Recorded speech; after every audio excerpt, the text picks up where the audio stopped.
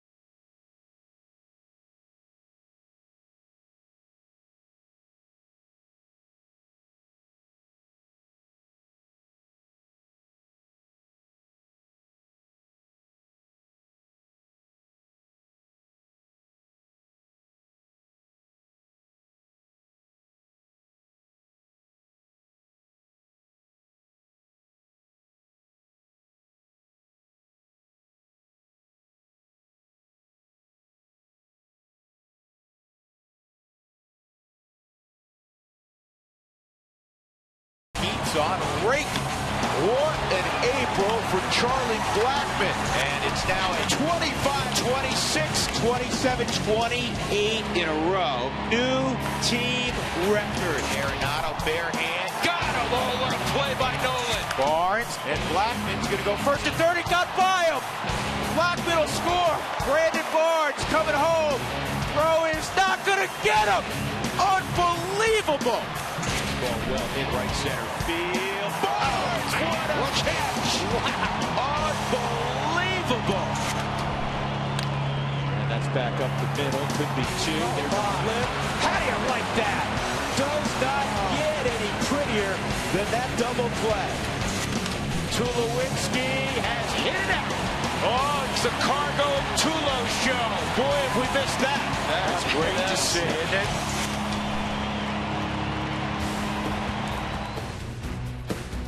Well, that gets you ready for a little baseball. Some of the top plays from the first half of the season. And the Rockies and Twins will head off into the All-Star break, and you always want to do it with a W. Rockies looking to win their second straight home series after taking 2 of 3 from San Diego, and then get things right health-wise and mentally for a second half run. Brian Dozier will lead things off from Minnesota as we take a look at the Southwest batting order presented by Ron Gardenhire. Find our fares online only at Southwest.com. Kurt Suzuki will bat second. He's leading all catchers at 309. Kendrys Morales will bat third. Trevor Plouffe, Chris Parmalee, Josh Willingham, Eduardo Escobar, who swung the bat well in this series, including a home run yesterday, Sam Fuld, and Phil Hughes, the former Yankee. Brett Anderson ready to go in the first pitch on a Sunday afternoon from Anderson, down low at 91, ball one on Dozier. Well, last time that Brett Anderson was out on a big league mound was way back in April on the 12th out in San Francisco. He's looking forward to it, and here at Coors Field was April 6th against Arizona. You know, he's a guy that loves to compete, loves to be out there. He's part of a baseball family. His dad, a longtime coach. He grew up in Stillwater, Oklahoma, when his dad was coaching at Oklahoma State. Well, and that's why he was pushing his rehab. I mean, every day it was really a race to see who could try to get back faster, and was it going to be Brett Anderson? This ball's pretty well hit right center field, and it's going to take one hop and go over the wall. So Dozier has a ground rule double.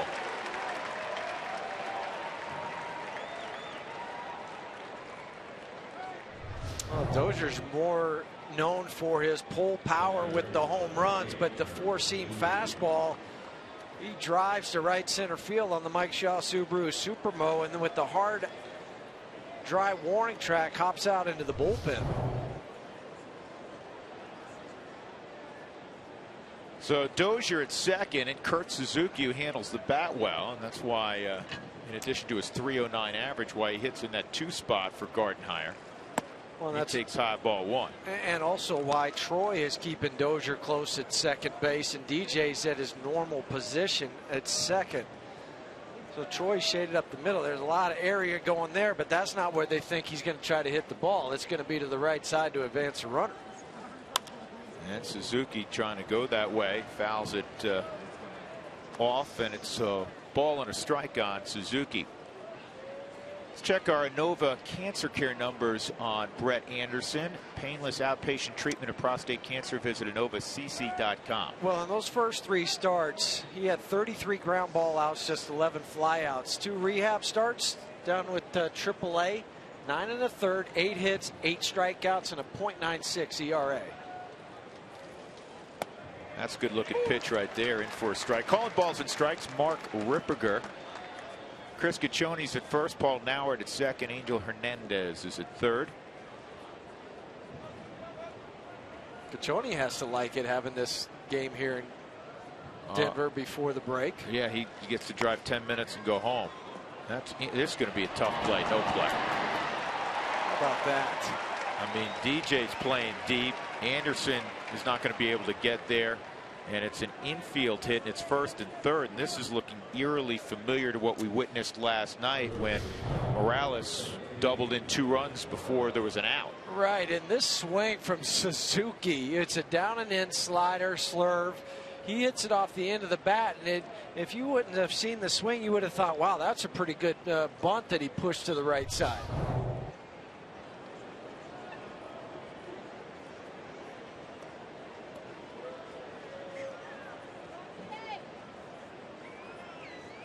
So Morales steps in. And that double you mentioned, Drew, last night or yesterday afternoon was to right center field. Kendricks has driven in 7 runs over the last 4 ball games for Minnesota.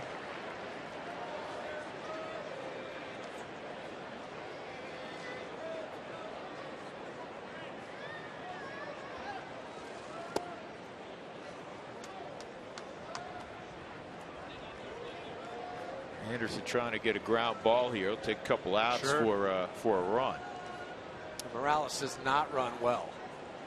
If it's on the ground, it's an easy double play. And it's on the ground. Good pickup. There's one, and now they're going to come home. They got him out at the plate. What a play by DJ. What a heads-up baseball play. I don't know the last time I saw that.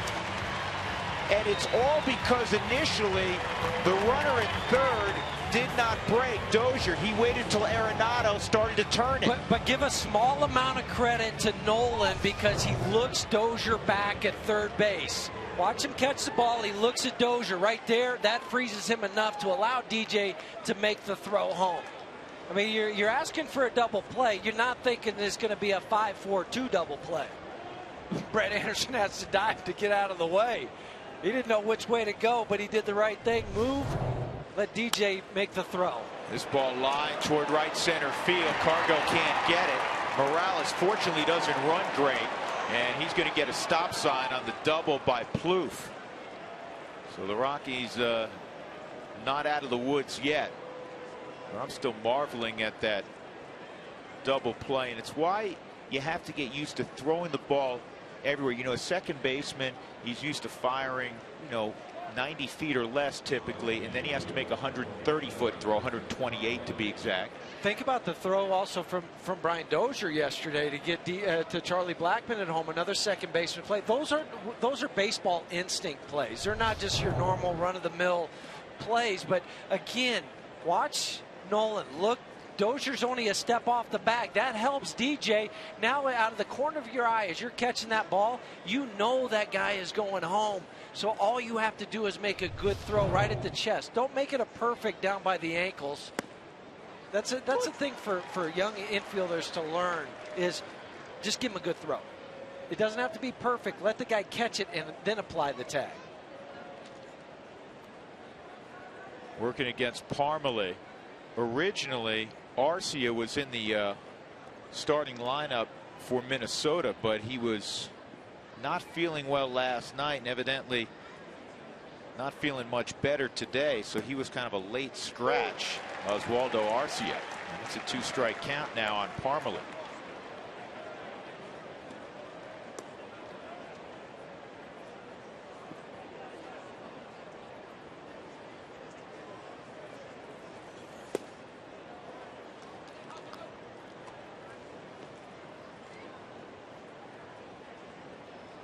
One ball and 2 strikes on Parmalee.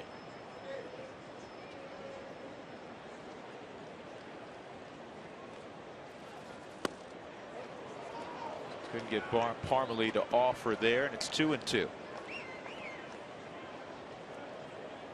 first hit of the season with runners in scoring position happened yesterday for Parmalee. 1 for 29. 2-2, and he just did it again. Both times we reference it, he drives the ball back up the middle. And it's 2-0 Minnesota, and that's a shame because it kind of wastes a little bit that brilliant double play turned by the Rockies. Boy, and you had left on left in a 1-2 count. One time now for the McDonald's McCafe pitch menu. Now at McDonald's you can enjoy a sweet creamy McCafe iced coffee, and for Brett Anderson, his fastball is right what we've seen tonight. It's 90-91 miles an hour, big overhand curveball, and he'll vary that. It'll be a 12-6 sometimes, other times it'll be more of a sweeper and then an occasional changeup. 1-0 on Willingham.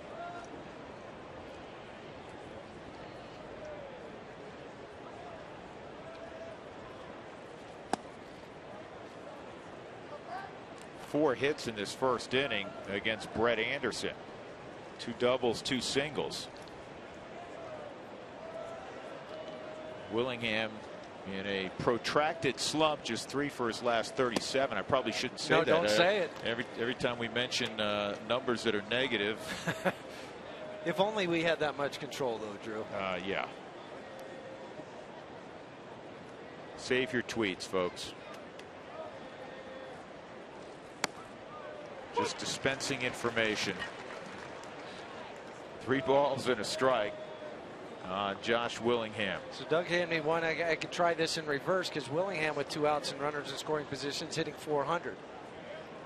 Once they get the runner to second base, hopefully that doesn't happen. Now that's hit number 5 as Willingham rips that through the left side. Eduardo Escobar, who's been a difficult out in this series, is coming up. Take a look at the Rockies defense, brought to you by Excel Energy. Visit responsiblebynature.com today to learn more. Dickerson's in left, Charlie Blackmon in center, Cargo is in right, Arenado, Tulowitzki, LeMahieu, and Morneau in the infield with Rosario. By the way, happy birthday, DJ LeMahieu, 26 today.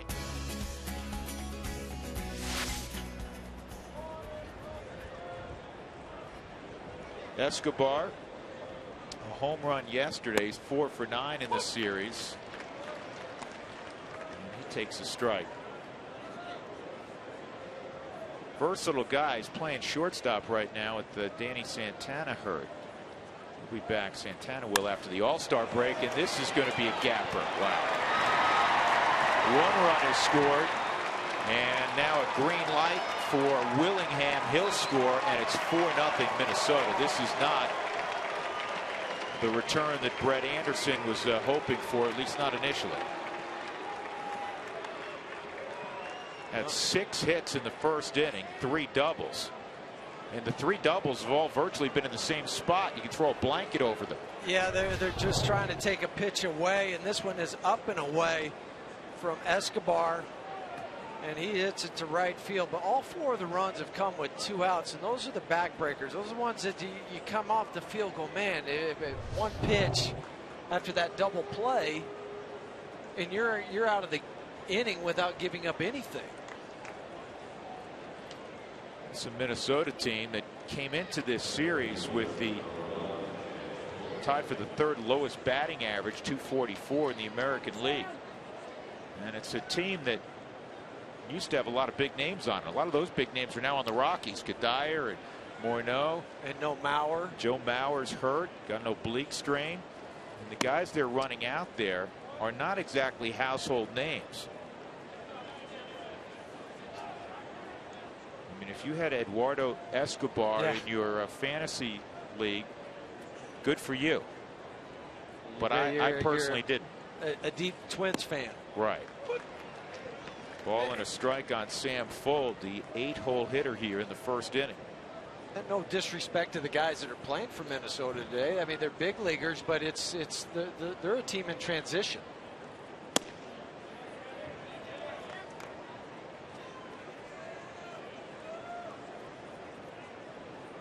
No, I absolutely agree with you. Anybody who gets to this level is a heck of a player. It's just they're not names that most people around baseball are familiar with. That's a base hit. Cargo trying to get to the baseball. Escobar runs well, throw to the plate, won't get him. Cut off, in fact, by Morneau, and it is 5-0. 5 runs, 7 hits here in the first inning, and Anderson is looking like a guy that has a lot of rust on his game. Pitches are center cut. They're getting drilled. Yeah, now for Sam Fuld, he's reached base 14 out of his last 21 plate appearances. Well, lefties have not bothered Fuld in this series. That's all he's seen, but he's stuck in there and handled it well. Phil Hughes with his first at bat, looking for his first hit of the year. Won't happen there, and it's a rough initial inning for Brett Anderson. 5 runs on 7 hits for the Twins.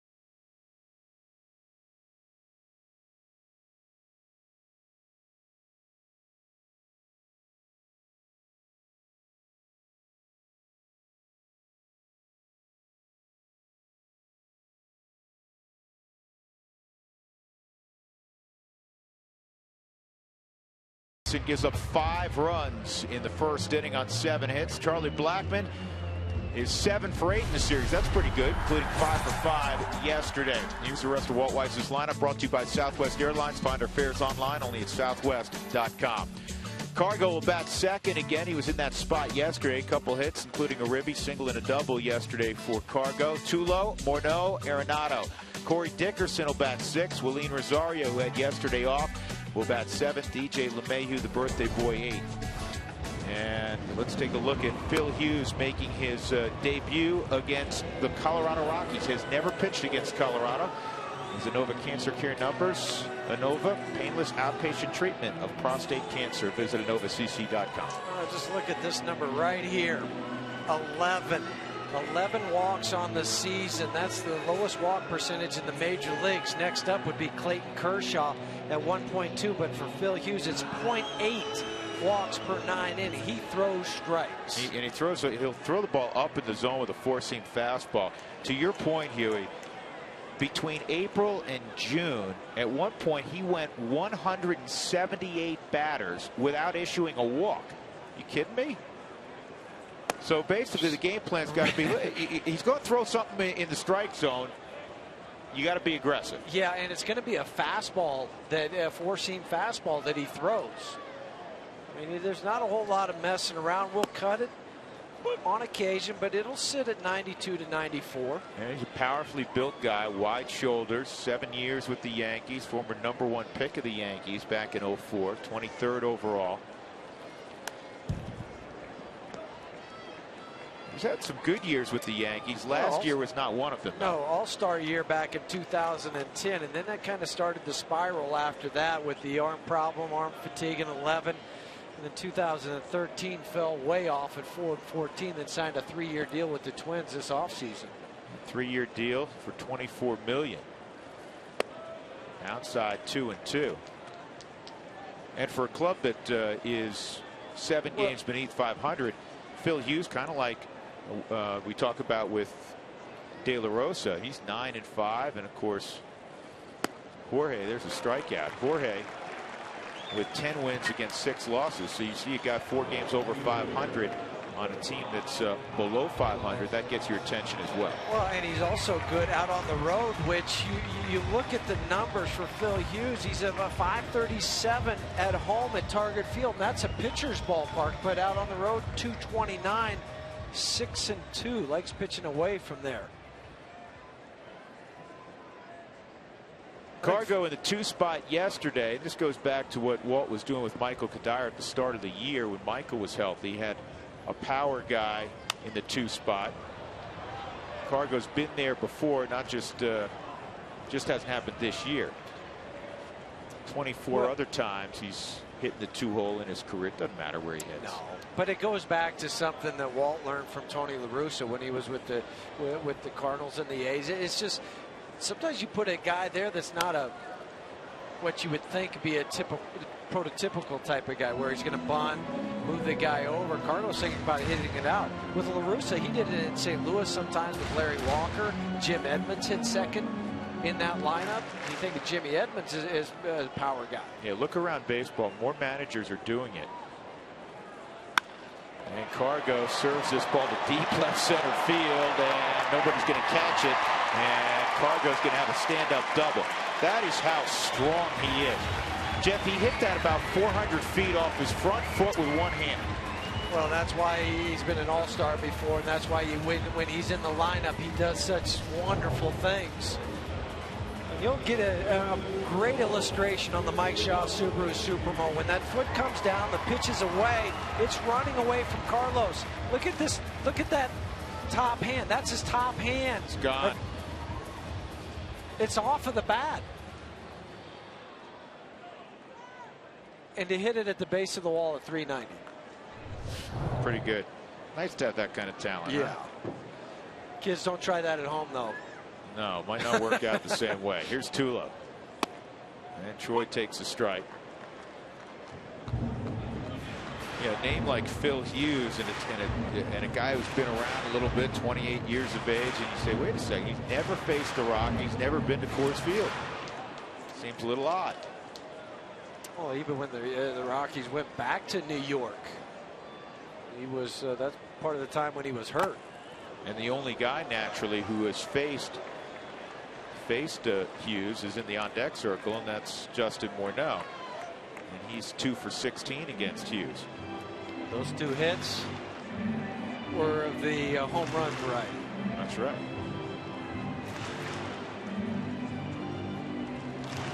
Let's take a look at Minnesota defensively, brought to you by Excel Energy. Visit responsiblebynature.com to learn more.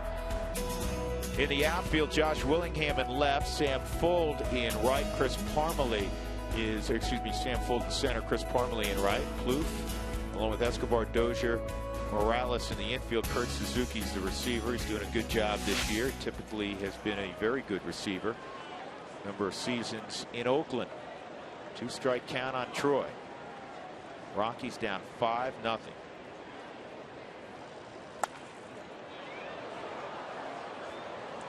Great piece in the Denver Post today on Tulowitzki. Patrick Saunders wrote it about Troy's methodical preparation that does not end at the end of the ball game. You've known this. Troy's one of those guys that will go in there in the cage after games, and he stretches after games. And I think we've mentioned this before in the air. He sleeps in a hyperbaric chamber during the season. Well, anything to give you an advantage.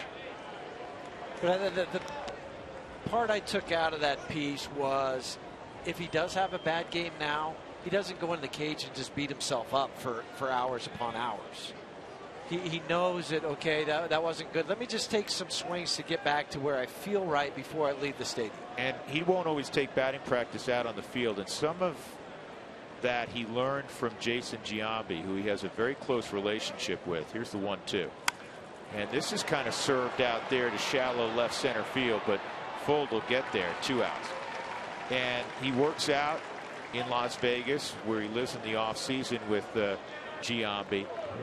Giambi would not always take batting practice on the field, and when he would, sometimes around the 3rd or 4th round, if Giambi was comfortable after 3 or 4 swings in the 3rd or 4th round, he just put the bat against the rack and watched the rest of his teammates take BP. Felt good. I'm ready to go. And Troy's starting to adopt that. More is not necessarily better. Right. It's more about the quality than the quantity. And when you get to that point in your career where you can understand that, that's when you know, okay, this is my routine. This is what works for me. I think back to 1991 when Julio Franco won the batting title. He would do the same thing, go out and take early batting practice, and then maybe not hit with the rest of the group, but he would go inside, lay down on the training table, maybe take a little nap, and come out and get 3 hits. And I think that comes with the wisdom of maturity and age, that it doesn't mean you're not working hard if you do less. It may benefit you more actually having that kind of approach. And he's not later on in your career. Right. Morneau fouls it back. It's 1-2. And listen, for him to get ready every day, talking about Troy, and his diet and his workouts,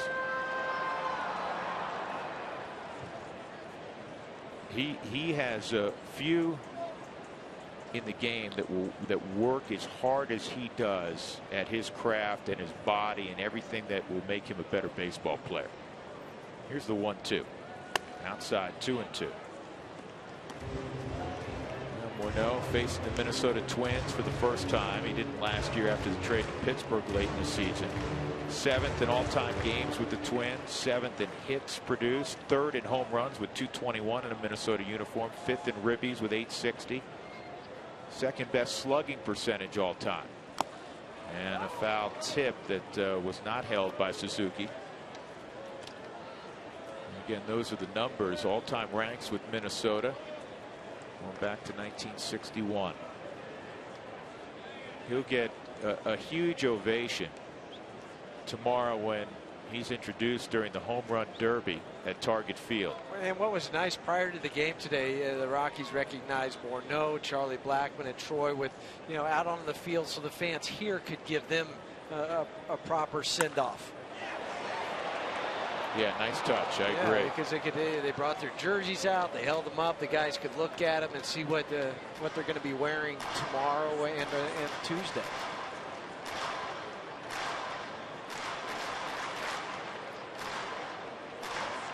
Well, it'd be great if the Rockies could somehow at least cash in Cargo. You don't expect to get all 5 back at once. Well, Minnesota got all 5 with 2 outs. That Never they know. did. Yep. But you're right. At least get 1 marker back.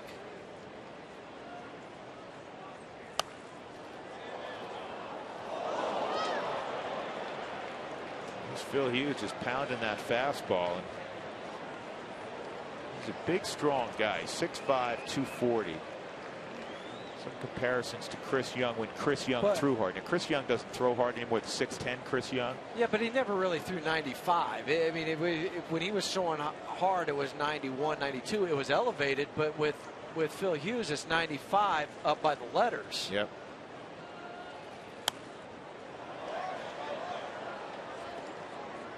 Who wants tacos? Remember, when the Rockies score 7 or more during any game, go to participating Colorado Taco Bell locations the next day between 4 and 6 to get your Rockies taco special. Lip Moss at Taco Bell.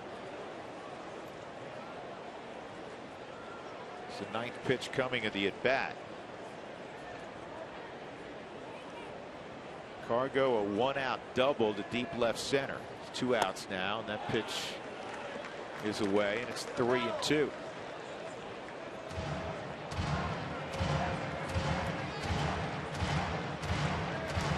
Last pitch was a cut fastball. That's what Phil Hughes will use and utilize, almost like a slider. Try to backdoor it to a left-handed hitter. Yeah, a lot of right-handed pitchers don't like to do that though with lefties because it'll run to the barrel, and they like to take it in on a on a left-handed hitter. And this ball is softly hit to left. It's got to get down. It will in front of Willingham. And the Rockies will get a run. So Justin Morneau wins that battle. He kind of hit a sandwich to left, and it's 5-1.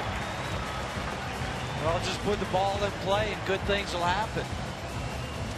The outfield for the Twins plays extremely deep. You have a guy in left field that Josh Willingham is not a fleet of foot. And he comes in. He dives and just keeps the ball in front of him. He just turns his glove over the opposite way to try to knock it down. Yeah, you don't see that much. No. So Morneau with his 60th RBI. Nolan Arenado takes a strike.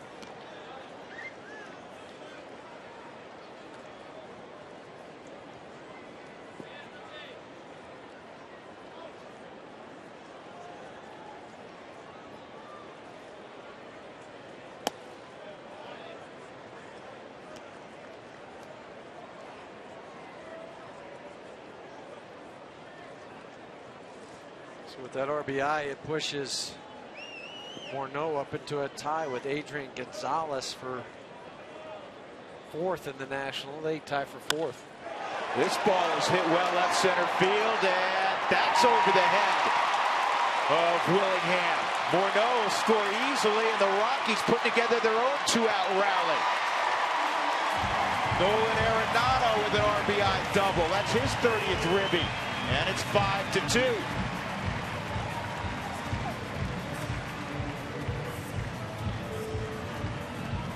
We're starting to see a little power come back for Nolan, getting his timing down. 18th double this season, had a triple the other night, and now a double over the head of Willingham. What a gorgeous swing. Yeah, I mean, Huey, we spent so much time and well, we should, talking about his defense. Guy can flat out rake, and that's how he initially made his name in the minor leagues. Right, being able to hit and also big 2-out knocks. Now Dickerson throws out a hit. It's 5-3. Rory with a quality swing right there. Oh, what a catch up on the upper deck. Reach over the railing barehanded. Just be careful. Dickerson hitting .358 against right-handed pitching. He's also 13 for his last 31 with runners in scoring position. .419 clip.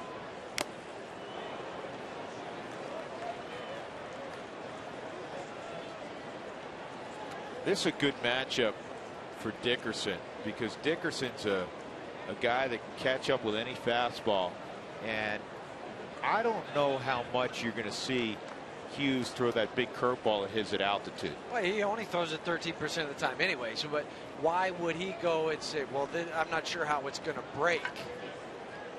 And that is the one pitch, if Corey has had a tough adjustment with, it's one down into the dirt. Yeah, catching up with the heater's never been an issue. It's been the breaking ball in the dirt where he'll chase, and you almost can eliminate that right now with a Phil Hughes. By the way, the RBI for Arenado was his 82nd career RBI. He's got 38 of those with 2 outs, or 46%. So he's been pretty clutch in his young career.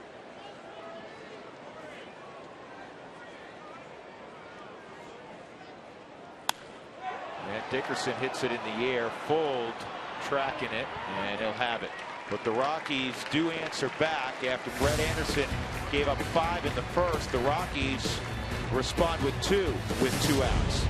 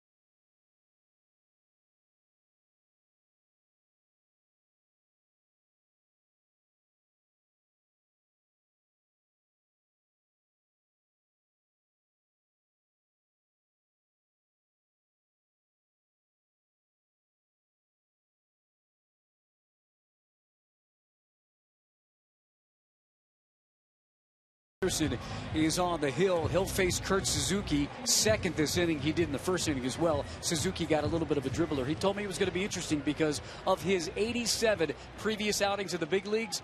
Kurt Suzuki caught 58 of them, and 72% of the innings that he's pitched, as you mentioned, Drew, because they were teammates with the Oakland A's. So he thinks that's going to be an interesting battle, a guessing game, a chess match when Suzuki faces him again here this inning. Guys? All right, Mark, thank you. Brett Anderson starts out Dozier with a curveball.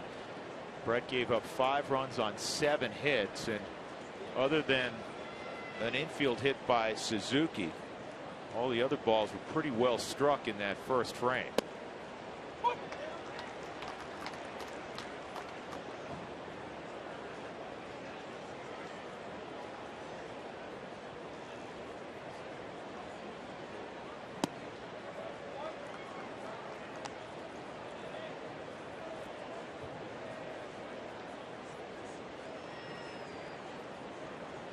Dozier leading all second basemen in the game with 16 home runs. Here's the 2-1 that catches the inside corner. It's 2-2. He had 18 last year, which is the most ever by a second baseman, not only in Minnesota history, but going back to the Washington Senators. Kind of forgot Tim Tuffle played for the Twins. I just think of him as a Met. That's a line shot, but Arenado makes the catch.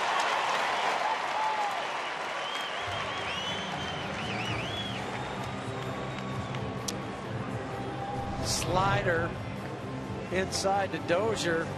Not on time to leap. It's a hard one when you're looking at a right-handed batter and you're playing third base and he starts to hook the ball and it's over your head. Well, you also have to jump and think, well, is it going to stay there or is it going to hook more towards the line? It's a judgment you make when the ball's about halfway in flight.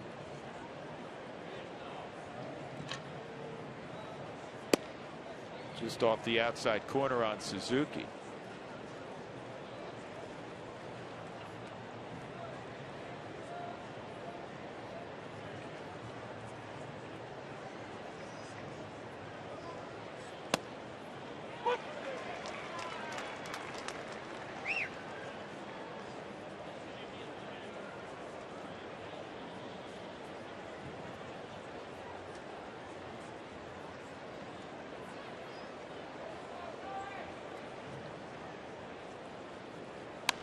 And the curveball is hitting the air to left field. Dickerson waiting.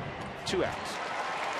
The first inning took a half hour. 7 runs in that first inning and a combined 10 hits.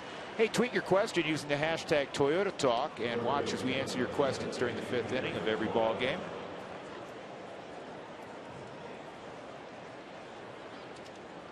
Kendrys Morales hit into a 5-4-2 double play, and it looked like Brett Anderson was going to work out any issues. It was a gorgeous double play. Some subtle moves during the double play, first by the first and third. That's a fair ball. Wow. You know what? Morales is going to get a double out of this deal. Talk about hitting them where they ain't. Anyhow, that 5-4 double play, 5-4-2 double play started out with a great play by Arenado. And then a terrific throw by DJ. Here's Morales. Just want to inside show you. outing this pitch. Yeah, that's a knuckle curve, but we'll show you where he makes contact. I mean, it makes contact right there. The sweet spot's out in this area. That just shows you how much that ball cut, not hitting it hard, but hitting it where they're not for Kendrys Morales.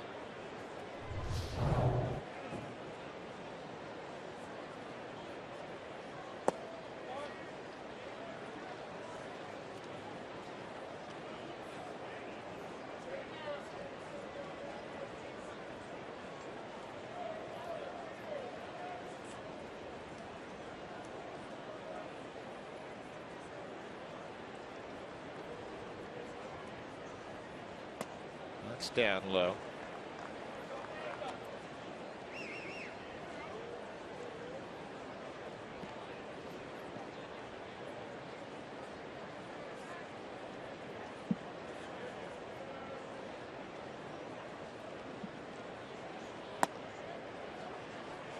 And it's 3-0. Subaru brings you the manager's challenge. If there's a questionable call, instant replay will be used to determine the outcome. It's brought to you by Subaru. Love, it's what makes a Subaru a Subaru.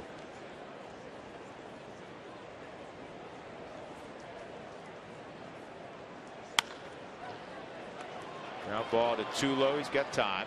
And he'll throw across. So no harm done by that Morales double. We'll go to the bottom of the 2nd inning. Minnesota 5 and the Rockies 2. Coors Field, the spot. Be back.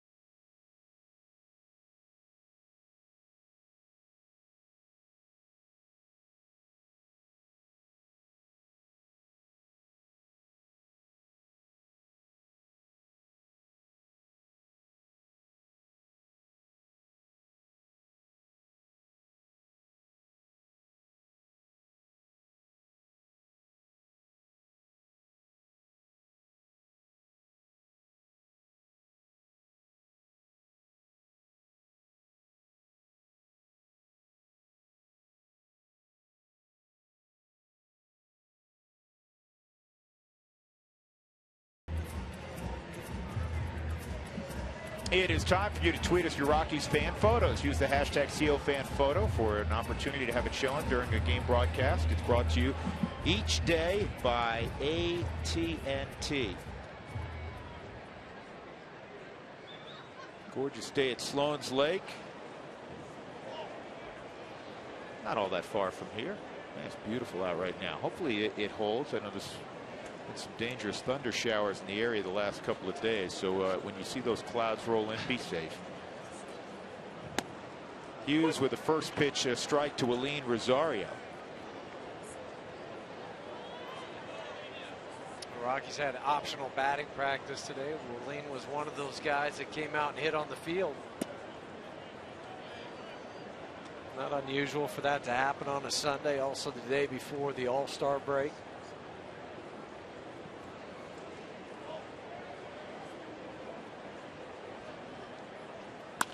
This toward the hole, and that'll get on through. So Aline, a leadoff single against Hughes in the second. With the Rockies trailing 5-2. And here comes 26-year-old DJ LeMahieu. Happy birthday. I was going to leave the singing to you, Drew. So we'll just say happy birthday. The idea is to keep your audience, Jeff. We told you that a decade ago when you got on television.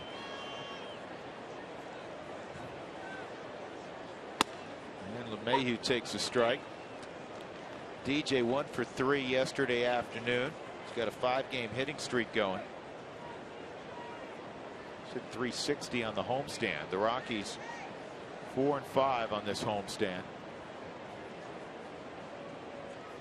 And that's toward the gap in left center field. Full down a long run to get there. He was in right center. And Rosario to third, DJ into second. A birthday double for LeMahieu, nobody out. Here in the Rockies half of the second. Well, that home average on this homestand continues to climb for DJ. And here's the curveball that he was reluctant to throw because of this. It's a hanger. DJ stays on it, stays centered. And with Sam Cole playing in the off gap, he had a long way to truck for that. Stu Cole was just going down to talk to Brett about what they want to do. Do you let him swing away after what happened last time, or you lay down a bunt, let Aline read it to see who would field it? It was going to be a bunt. If you're thinking about a squeeze, most managers would not do it with nobody out. You wouldn't want to run a risk of losing that lead runner. That's still fair, and now it finally rolls foul. Well, let's go back to April 12th out in San Francisco. Off the end of the bat, he's running down the line already, shaking his hand, looking at it. Trying to get some feeling in the finger. Comes out, grips the baseball, makes one toss to the plate and says, that's it, I can't go. They go do x-rays later on and find the fracture.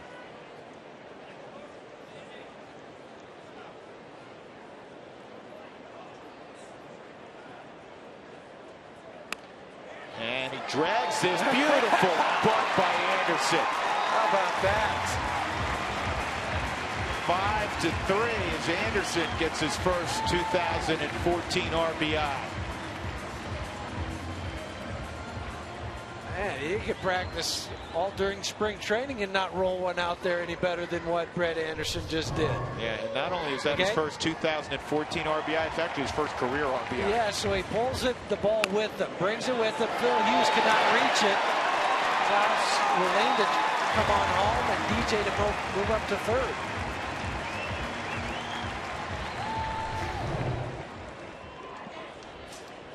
The sacrifice, it's 5-3, runner at third. Here's Blackman, and this should make it 5-4. Fold in center field, and here comes DJ. He'll score easily. 5-4. The Rockies with 2 in the first, 2 more here in the second. And that once deficit of 5 runs doesn't look like such a big mountain anymore, does it? No, but the 52nd RBI for Charlie Blackmon. That's how you manufacture runs. You get the leadoff single, hit the double, drag bunt, sack to the second baseman, sack fly. 2 outs. Here's Cargo. He scored a run in the first after doubling the left center field.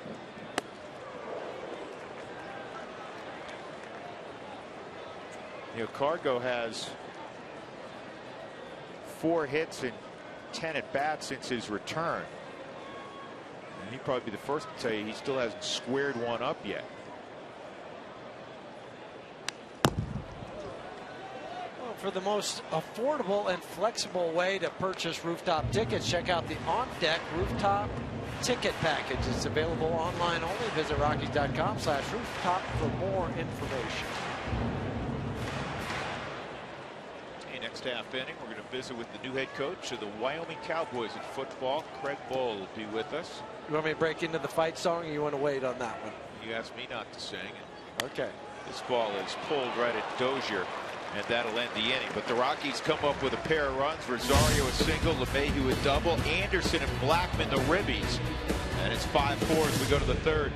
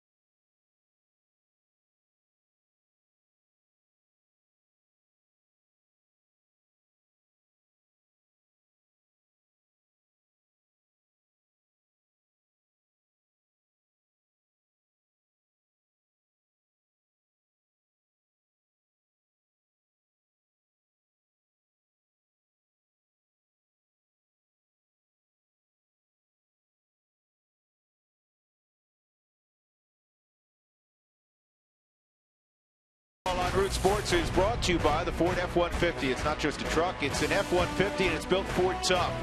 By Southwest Airlines. Find our fares online only at southwest.com. And by McDonald's. Now at McDonald's, you can enjoy a sweet, creamy McCafe iced coffee.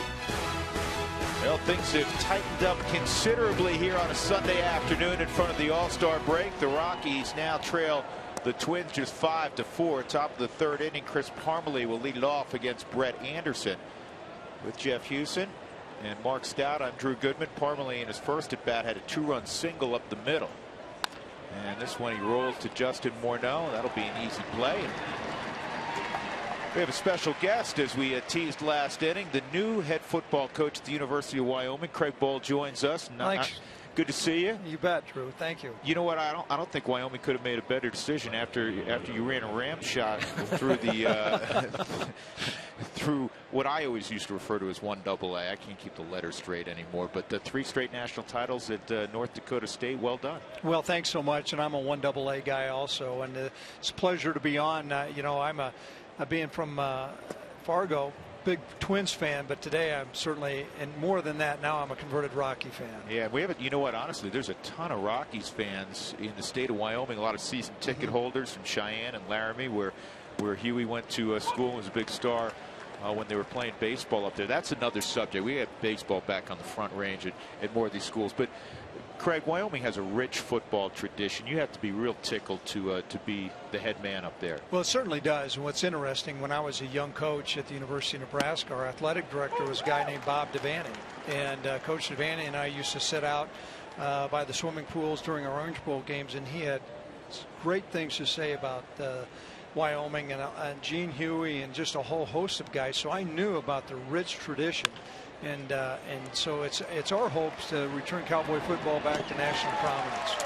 Only 48 days to your first game. Well, why are you saying that? Here I'm relaxing. It's a Sunday afternoon, and you go ahead with the countdown. Way to go, ruin the mode. I can't wait to see this team. I mean, I think that's the exciting thing for me, being a former alum, to see this club and what it holds this year. Well, you know what? You're going to see a different type of football. We're going to return Cowboy football to what we call Cowboy tough football. And that's going to be a process. And it was interesting. I was up in Gillette going through this process, and the guy looked at me and goes, "Hey, Coach, I'm 85 years old. I don't have that long for this process. Let's get going right now." But you will see a different attitude on how our guys play, the style that we play.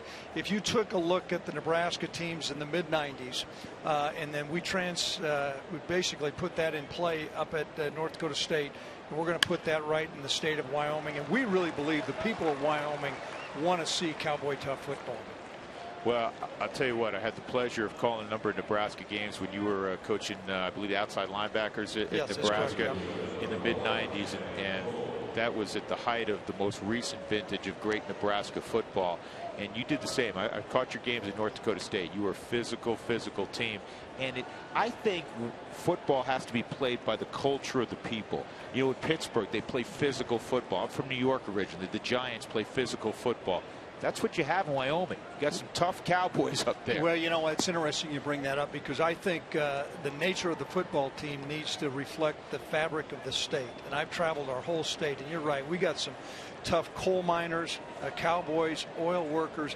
They appreciate hard work. Don't give us the bells and whistles. Let's be straightforward. Put your hand in the dirt and knock somebody around. You had a couple guys on defense coming back, Eddie Yarborough and Patrick Mertens, that helped that toughness. You know, I'm glad you brought that up, because we didn't play great defense last year. We're going to be a defensive first football team, and both those two young men are from the state of Colorado and really good players. Eddie was a all-conference player and is up for some national awards. We like how our defense came along this spring. We're going to need to leverage that. We're going to be a ball control offense, and so we need to play great defense with that. Speaking of ball control, I know that Colby came out of spring drills as the #1 on the depth chart for replacing Brett Smith.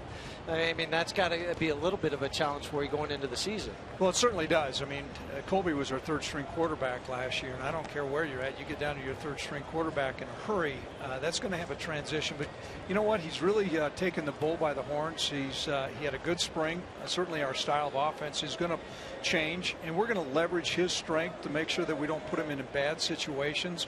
I think we're going to have a strong running game, and then we'll be able to mix in play action pass and get the ball downfield. Can you get it to Rufran a little bit more? Well, we're going to work on that. You know, there's an offensive first football guy right there, Drew. Score. You know, well, we tried that enough last year. It was, they gave up too many points at the end. That's right. Yeah. Well, what they say, offense sells tickets, defense wins championships. At the end of the day, if you're shaking hands and you have a smile on your face, they don't care how you get it done. You know that. You've been in this industry a long time. You're exactly right. And I really believe right now the people in the state and our UW alums, they want to see us play good football. It's important for us to feel good about who we are, what we're about, and how we play. And we certainly need to be more competitive than what we've been in the past. You have a beautiful field, though. Jonah Field. My son commented on that. He came up from Minnesota. He goes, "Goodness, Dad, look at this field. Did you think of that?" And I go, "No, this was here before I got here." Speaking of Minnesota, and obviously the Rockies are taking on the Twins, and you know that part of the country very well because you recruited that. Will the footprint, and a lot of kids from Colorado who played in Laramie also, and you mentioned a couple outstanding ones on the defensive side of the football, will the footprint remain the same? Will you hit the upper Midwest as well? We're going to change the footprint from the previous staff, and that's not a reflection. It's just a change of culture. We are going to take the state of Wyoming, and then we're doubling down in Colorado. I think it's really important for us. We don't have a strong enough presence of players on our team from Wyoming, or Colorado. And then we're going to reach into Nebraska. That's going to be another important area for us as well. You'll see us recruit the state of Minnesota some because we're so familiar there. But I think, you know, I love the fact we've got 4 guys from Germany on our football team, but they're not kickers. There's 4 guys from Germany, and we have 6 guys from the state of not Colorado, but Wyoming. There's not enough of a representation from our home state guys.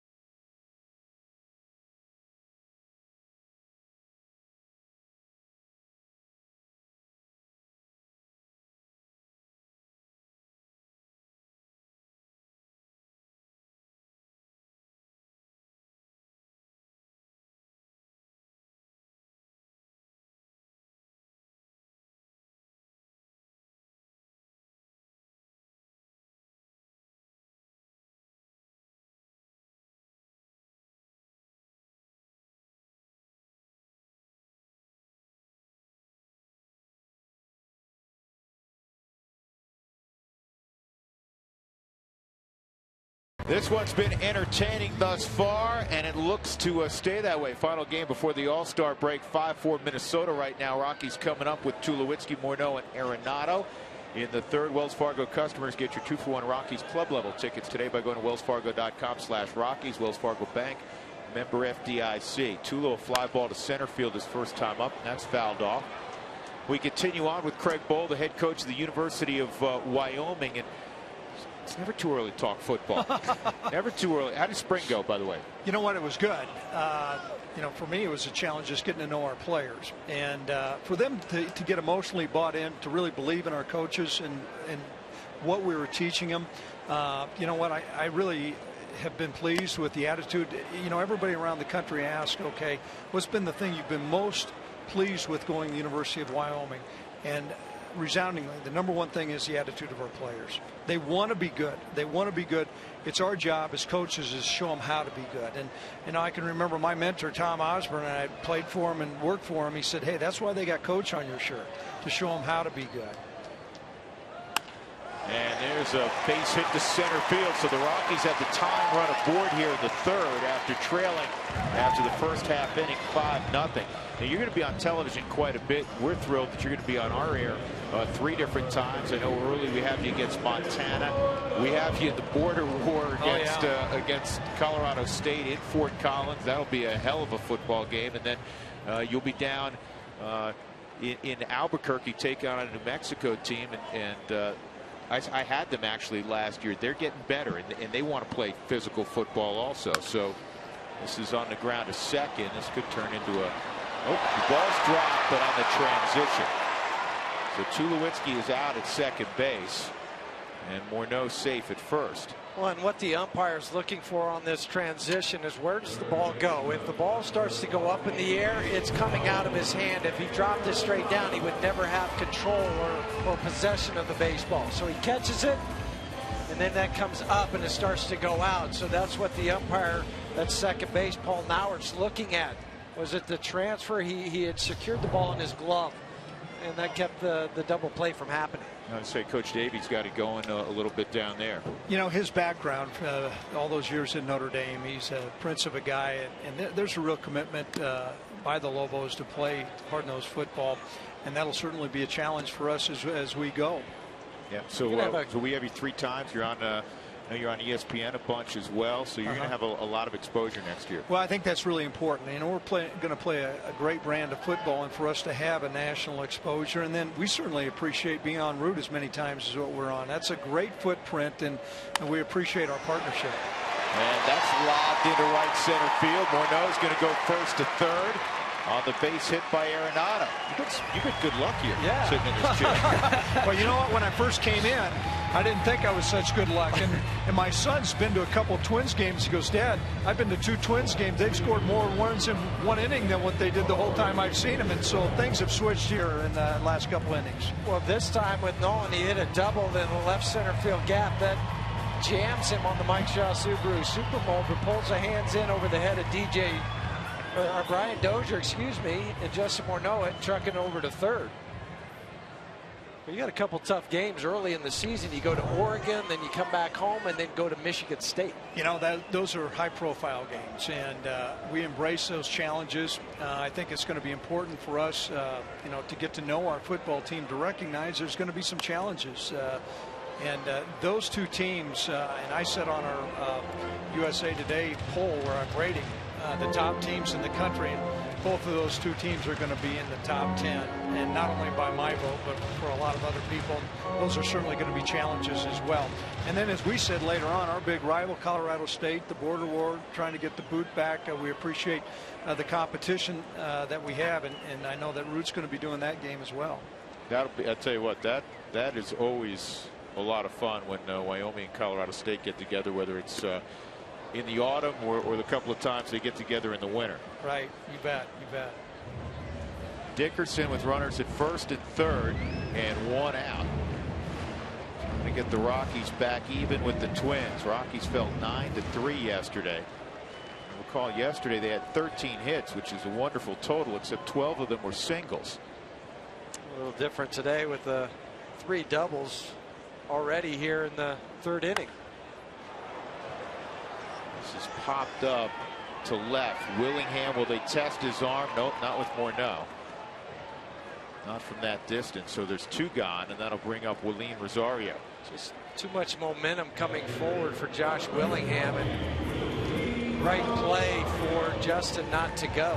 Give us an overview, if you would, Coach, on the conference. I mean, now we're in this age of the super conferences. I've always felt like the Mountain West has been underrated. I'm sure that's one of the reasons you left such a great situation in North Dakota State.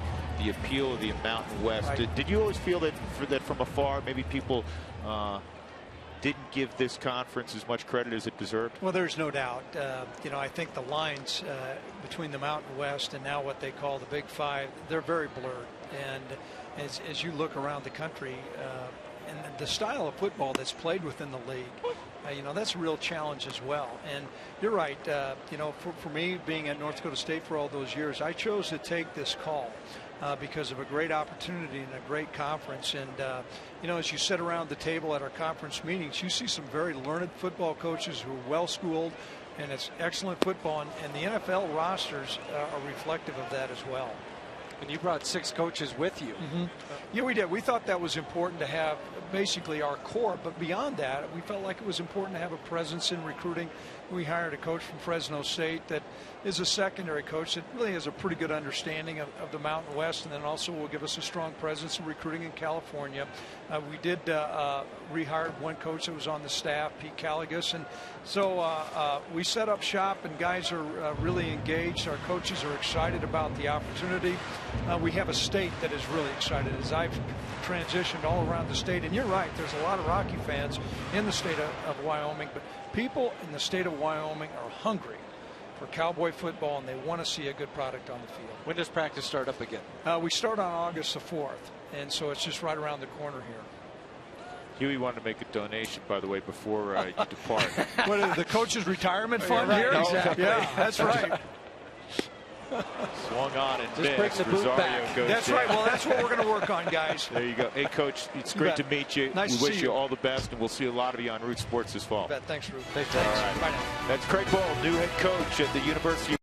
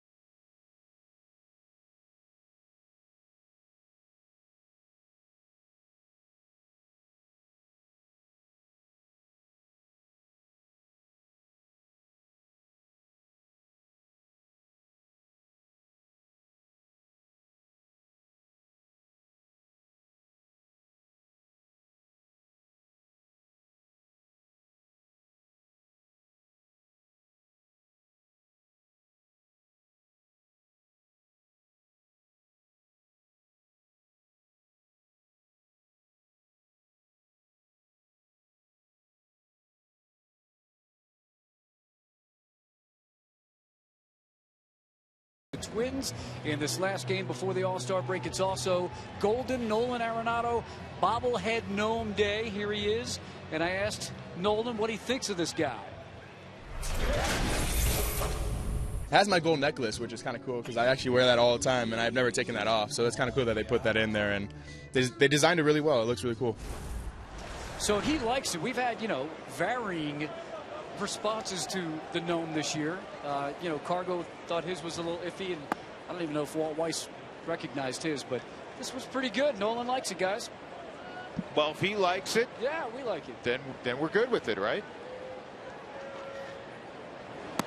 Dozier, the leadoff hitter for Minnesota, has doubled and lined out to third. 5-4 Twins.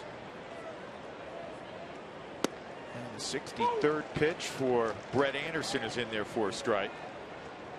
Well, it's fun to have Coach Bohl up here. He's a very impressive guy. He did really a remarkable job, and sometimes we throw around superlatives, but you look up at what he did at North Dakota State as Dozier goes down swinging.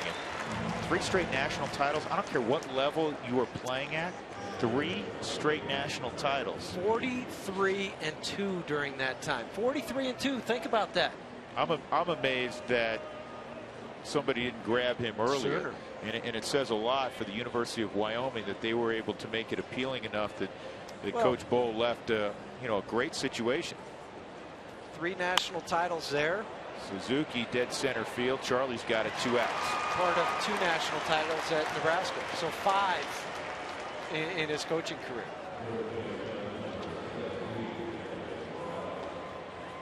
Kendrys Morales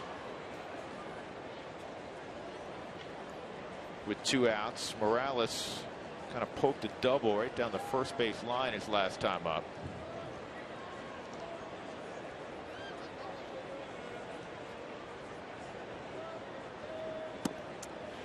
MLB.TV Premium, the #1 live streaming sports service, is celebrating 12 years. Join the millions of subscribers and watch every out-of-market game live in true HD on over 400 devices. Morales with that double now is a 7-game hitting streak will take into the second half of the year.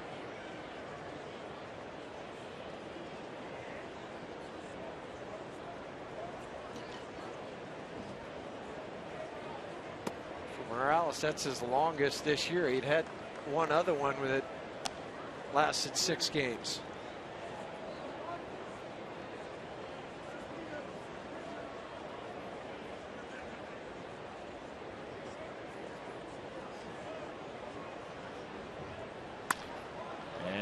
The ground ball to short. Tulo's got it. And that's a 1-2-3 inning for Anderson. That's his first of the game. After giving up 5 in the first, 3 straight shutout innings. Middle of 4, 5-4 Twins.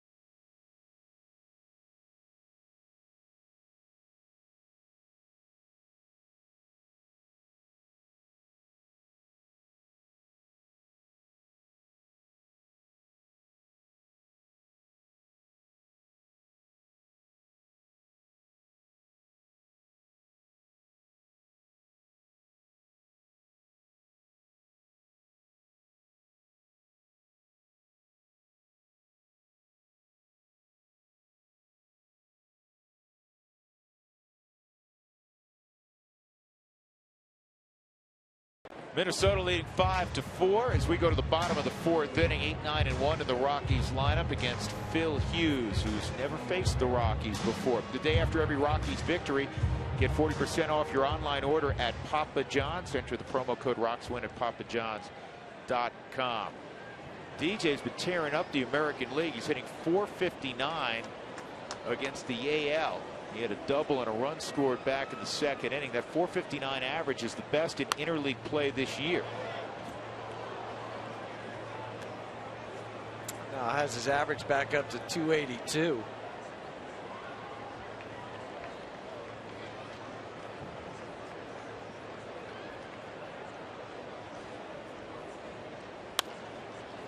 And that's slice foul.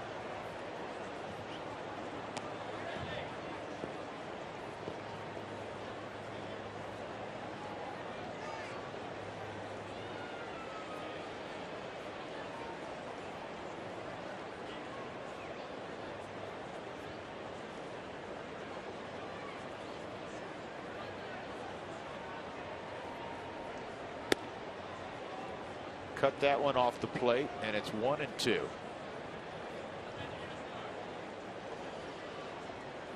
where the Atlanta Braves suspended Dan Uggla for today's game. Yeah, they didn't say why. It was just an internal matter.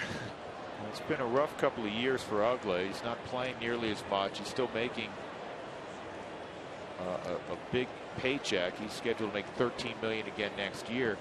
But his average is in the 160s right now for a guy that never hit for a huge average, but would average more than 30+ home runs a year. And Freddie Gonzalez has opted to go in a different direction at second. And it's not a trend that has been very good for Uggla, because it's been a trend downward with the batting average. When was it, 3 years ago, Doug, that he had that long hitting streak, and that helped him raise his average to about 230? Yeah, 33-game hitting streak. Yeah. Tommy La Stella, he's La Stella, right? He's playing a lot of second base now for Atlanta.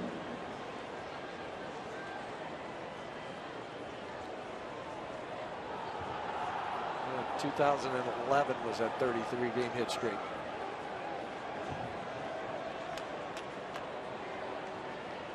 One and two on DJ, leading off here in the fourth inning.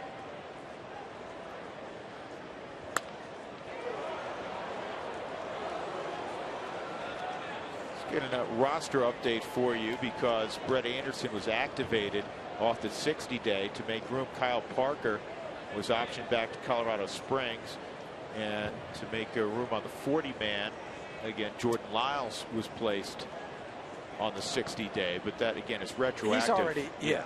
So that's strike three on the inside corner.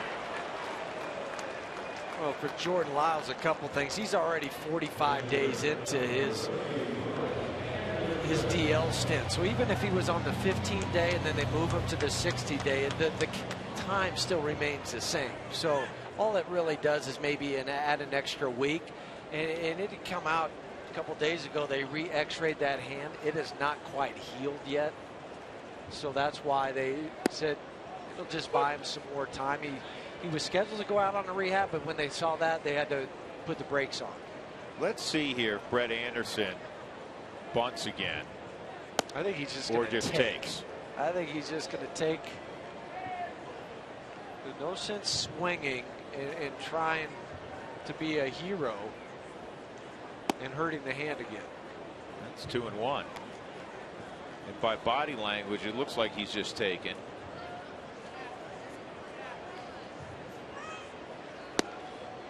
Woo.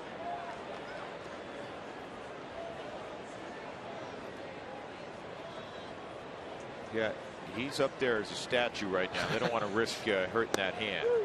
So Anderson takes the strikeout. 2 gone. 4 strikeouts for Phil Hughes, and that'll bring up Charlie Blackmon, who had a sac fly in his last AB. Time for the Steel T Heating and Air Cool Stat. Never a trip charge for a repair. That's a $69 value. Steel T, the T stands for trust. Go to steelt.com. 5 for 5 or better in games this year. Blackmon was 6 for 6 on April 4th, 5 for 5 last night. Cargo had a 5 for 5 game on May 6th, so 3 of the 5 to do it this year are Rockies. Matt Carpenter for the Cardinals in early June, and Denard Span the third week of May for the Nationals. Carpenter had his game against Kansas City and Span against Cincinnati. Charlie's got multi-hits in 4 straight. Club record's 8 by the Big Cat, Andres Galarraga, in 1996. Had multi-hit games in 8 in a row, including 4 home runs. He drove in 12. The major league record set by a guy that you just missed in your career, Rogers Hornsby, 13 just straight. a couple years. That's hit hard, and that ought to be a base hit for Charlie. Kind of ate up Eduardo Escobar, and that will allow Cargo to hit here in the 4th inning, with the Rockies deficient by just a run on the scoreboard. That's just self-defense by Escobar. You try to get low so you can get a better read on how that hop is going to come up. Even on the Mike Shaw Subaru Supermo, he's bending and diving at the same time. But where he would have caught that ball and have to get up and throw, Charlie, that's a base hit. He legs that out. This is a perfect illustration of why Walt and other managers now like having one of your big bats in the 2 spot. Instead of having, you know, the advanced kind of guy, the right side hitter, the inside out swing of, you know, prototypical 2-hole hitters for the last 30 years. The leadoff guy with 2 outs gets on. Now all of a sudden Phil Hughes has one of the biggest sluggers in the game at the plate. And you also will get him up 1 extra time later on in the game. And bring your big guys out early so they have that 5th at bat. Especially with the Rockies when they are healthy, and they're returning to health with Arenado and Cargo back. What's the strength of this team? The length of the lineup. Well, today you have Rosario hitting 7th and DJ 8th. I mean, that tells you that lineup and how deep it is.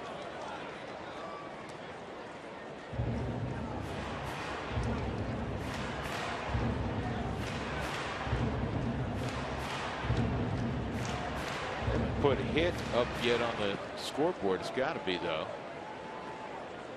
And now they've said it's a hit. I don't know what. Not sure what they were trying to review.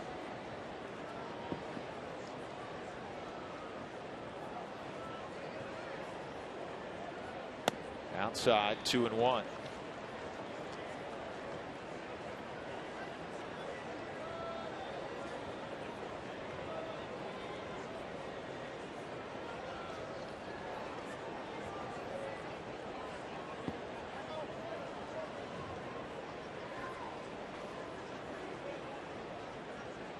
Huge jump for Blackman, swung on and missed, but Charlie will steal the base standing up. And then Carlos upset with himself that he swung at that. I don't think it was a strike. Oh, but Charlie, I mean, the pitcher's not even delivering home. He takes off. That's his 18th stolen base. Well, he'd come into the game tied for 7th in the National League with 17 stolen bases. 2-2 count on Cargo.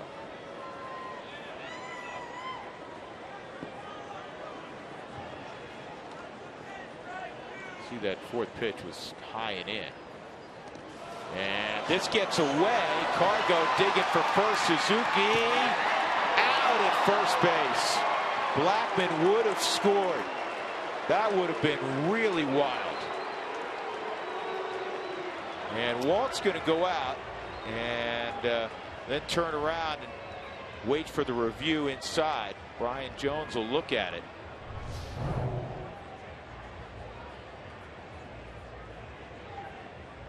Well, that's going to be close.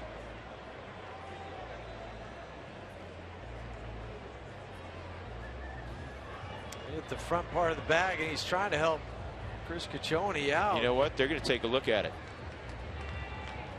Ball and glove, foot on bag. You know what? This one's going to be really interesting. I think he's there. And then if he is, what happens with Charlie Blackmon?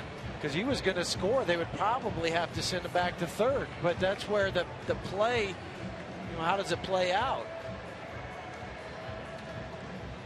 This manager's challenge brought to you by Subaru's EyeSight driver assist technology, a vigilant safety feature that gives peace of mind to every drive. And the crowd now in the background reacting.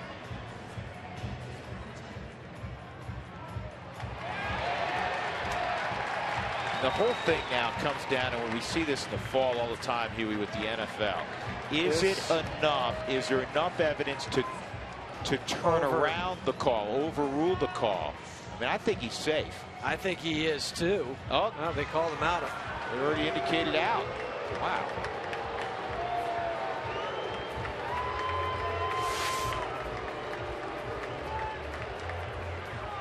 Well, it remains 5-4 as we go to the 5th inning.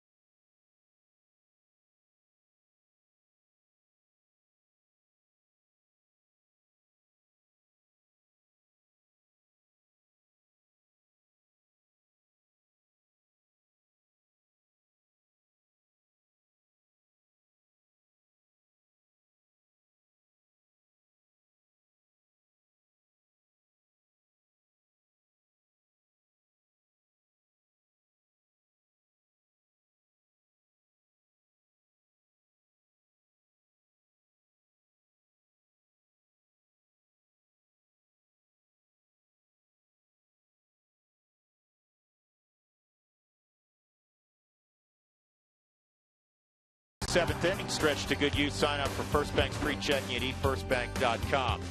The Rockies gave up 5 runs in the first inning as Brett Anderson was hit very hard, but the Rockies got 2 in the first, 2 in the second to close it to 5-4, and they've threatened in ensuing innings. Not been able to get the equalizer. We go to the top of the 5th inning, and Trevor Plouffe leading off against Anderson. He hits this ball to deep center field. Brett is going to see this one go over the head of Charlie Blackmon, and Plouffe's going to end up at third with a triple. Oh no. And that one gets away. Plouffe will go home. Oh, it goes off the shoulder of Plouffe. So a triple, and it'll be an error on that throw by DJ. And it's 6-4 Minnesota. Charlie kept going back in stages. It looked like he thought he was going to have a play, and it just kept carrying over his head. Yeah, so watch him. He looks, looking for the wall, and now he gathers it in, gets it in quickly, but Plouffe is running the entire way to third and then careens off his right shoulder into the dugout.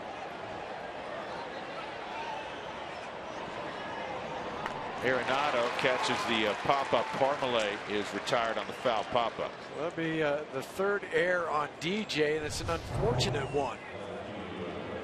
Short hops. DJ, he throws it in. We're trying to just get it to Nolan.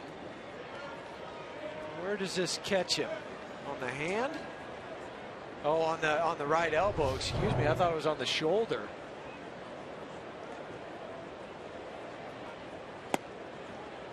Willingham takes a strike. 6-4 Minnesota, 1 out in the 5th inning. It's our Twitter Talk inning. First question: when was the last time 2 Rockies were in the home run derby together? That's never happened. Rockies have had Cargo in there. They've had last year Michael Kadire reached the semifinals. Matt Holliday in 07. Todd Helton was in it way back in 01. Walker in 99. Vinny was in it in 98 when it was here. Walker in 97 again. Ellis Burks is now a coach on the Rockies staff. Was in it in 96. Dante was in it in 94. Never before have two Rockies in the same year. And of course, Tulo and Morneau tomorrow at Target Field. That's a strike. 2-2.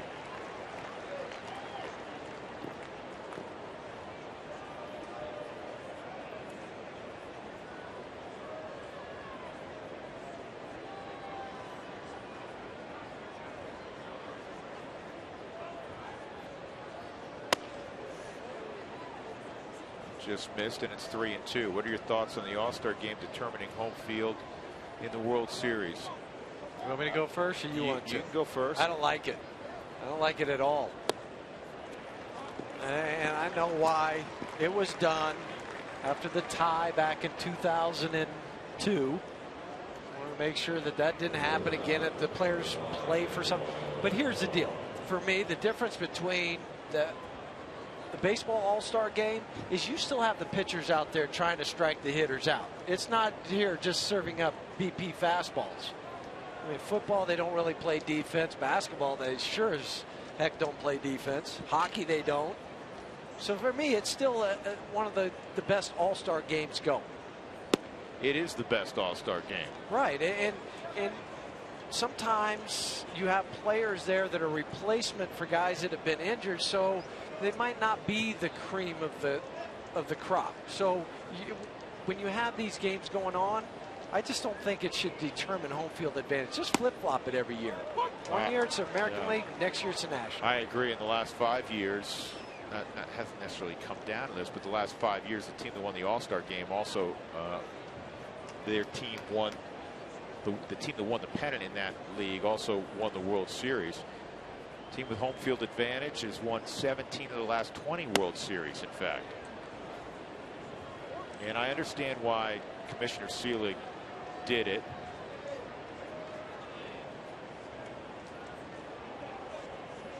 There's a look going back the last 5 seasons.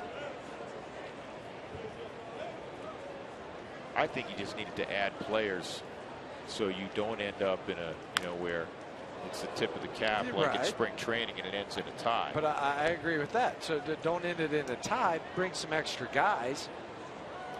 But then if you're going to do that and it means something, then why do you have to have every team represented? Listen, you and I are huge sports fans beyond baseball. We love the NFL. We love hockey. We love basketball. Yeah. And to your point, it's great when the stars. Escobar fouls it off again.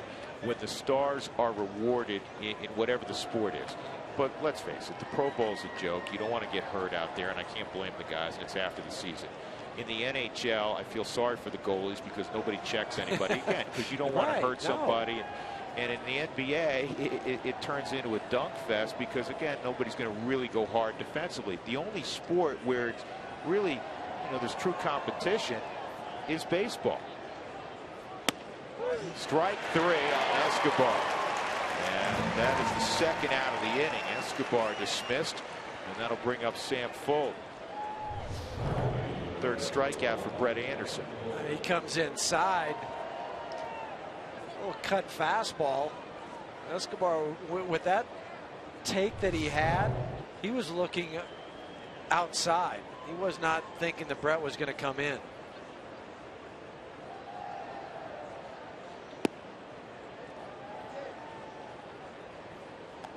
How many players on the Rockies are actually from Colorado? Do you mean from the Rockies organization or from the state of Colorado? I'm not sure which you mean, but there's only been 4 players safe. There's only been 4 players in the history of the Rockies organization who reached the big leagues that hailed from Colorado. John Burke, Scott Ellerton, Nate Field, and Mark Knudsen, and all pitchers, by the way. Check this out. Max George, and this is perfect time for him. Max George out of Regis High School, who just was drafted in the 6th round by the Rockies. Last night hit for the cycle for Grand Junction. drove in 4 in the process, scored 3 runs, and good for Max George. That's awesome. Yeah, a Regis High graduate from Parker. That was his 16th game in his pro career, and it was a month to the day that he had signed that he hits for this cycle. A little bloop single in the 8th to cap it off. Fold walks. And the neat thing about that, Drew, his parents were over there to watch him. Is that Talked right? to his dad this morning, and they had a lot of friends and family there. Obviously very excited, but what a neat honor for Max. And I was talking to Walt about it today, because Walt coached Max at Regis. I said, hey, have you ever hit for this cycle? He goes, nope, and I never will. Probably not, unless Walt joins a 50 and over league or a softball league. I don't think he has time right now either. Jim Wright looking down at the bullpen because Phil Hughes is up and kind of pitched around full. Brett Anderson, the last guy he will get is the pitcher Hughes. There's 2 outs, and assuming he retires him, that'll be all. If he were not to retire him, you'll see Canely, I'm sure, come in the ball game. The pitch count is at 89. Well, in his last rehab start for the spring, 77 pitches, so 90 to 95 was going to be the ceiling for Anderson today anyway.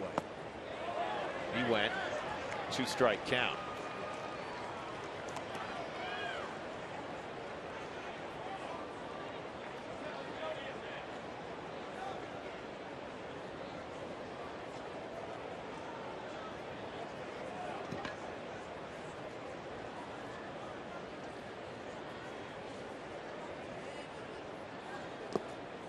Brett fell down. That's twice. Back-to-back pitches that he's fallen down. A little gardening on the mound. Pitchers at times, they'll fall into the other pitcher's landing area. They'll throw you off balance. Especially with one being right-handed, the other being left. Swung on and missed. So Brett Anderson strikes out Phil Hughes. He leaves a couple on base. There was a triple and an error, allowing Trevor Plouffe to score at 6-4 Minnesota.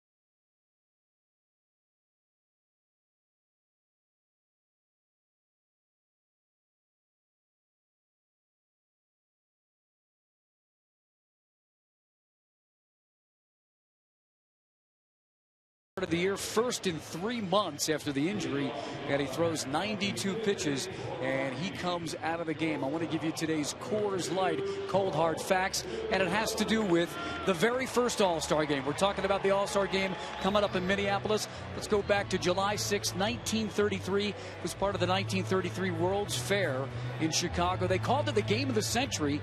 55 newspapers had ballots. Babe Ruth, the #1 vote getter, hit the first home run, led the AL to a 4-2 win over the NL. They thought it was going to be a one-time event, guys. It's Been going for a while now. Well, they decided to do it 84 more times. That's right. Just think how much the voting has changed in those years. Tweeting and texting. Used to be you had to do it when you came to the ballpark. You get those little ballots and you punch them out. You had a few write-in votes. Troy headed there. He's 1 for 2 today. He's got a .345 batting average. The only time there was not an all-star game since that first one, of course, was 1945 due to travel restrictions during World War II.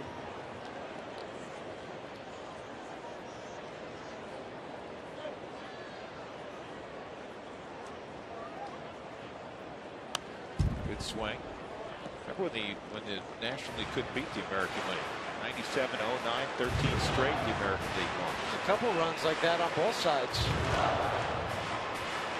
Yeah, the National League won 11 in a row.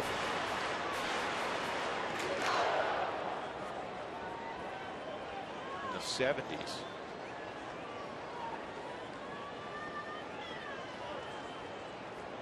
Between 63 and 82, they won 19 out of 20.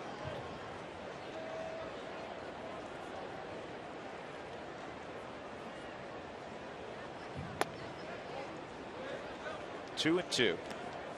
Before interleague, though, it was a matter of pride. Our league is better than your league. I still feel like there's some of that, but with the crossover with the interleague play and the schedules the way they are now, you'll see these guys more often, and you have a chance to measure up against them more than you used to.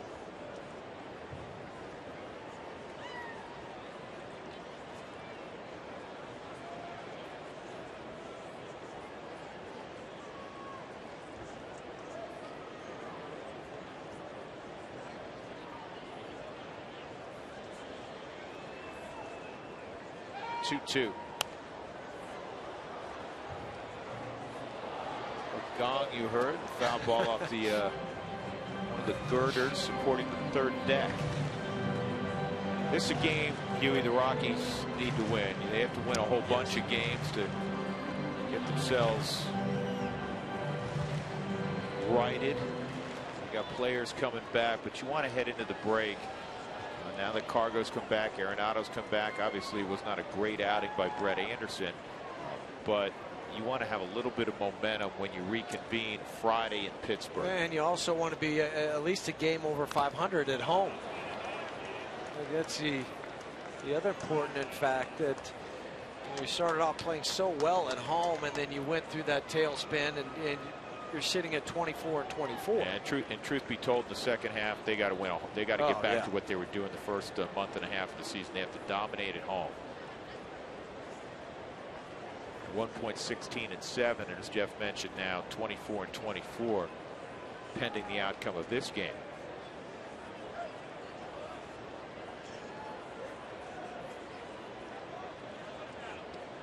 .64 Minnesota. Rockies hitting bottom of the 5th.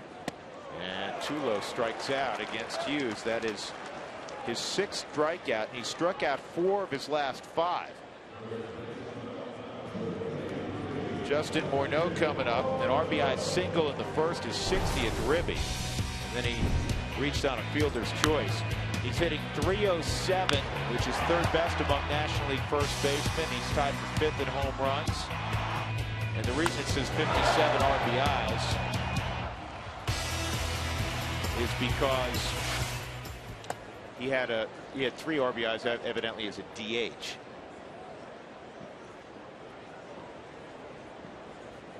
Yeah, Paul Goldschmidt and Adrian Gonzalez are the other 2 first basemen that would be ahead of him in RBIs, although he's tied with Gonzalez right now with that extra RBI that he had earlier in the game. Yeah, and you couple that with the defense, and forgive the bias, but I believe he should have been an all-star initially, and then, you know, in the guys with the final 5 vote, all guys deserving, but I thought he had the best numbers of those 5, but at least he'll be there at Target Field participating in the Home Run Derby tomorrow.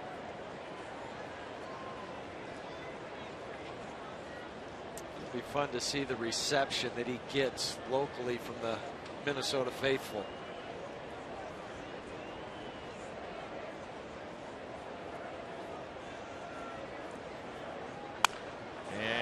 This one is going to be a base hit.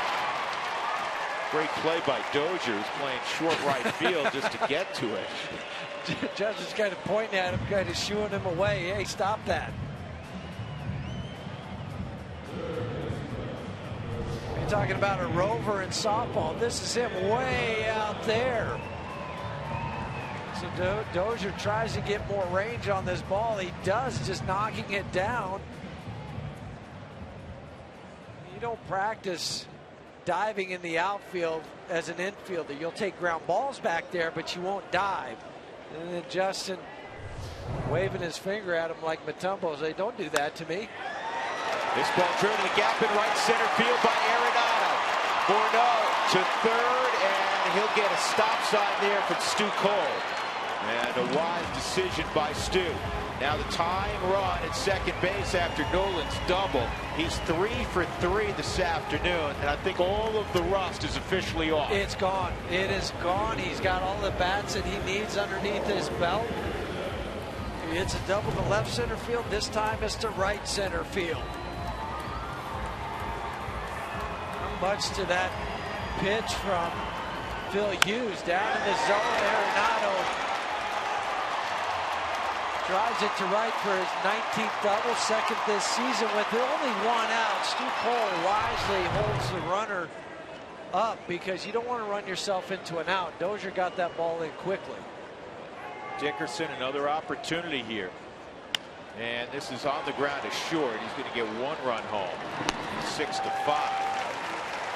As Morneau scores. And now the tying run with 2 outs is at third base for Rosario. Take what the defense gives you. If they're playing back, hit the ball on the ground up the middle somewhere. And that's what Corey did.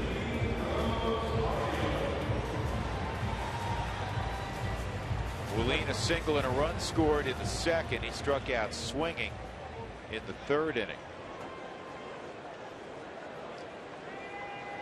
Phil Hughes has allowed 5 runs on 10 hits. Brett Anderson 6 runs on 10 hits.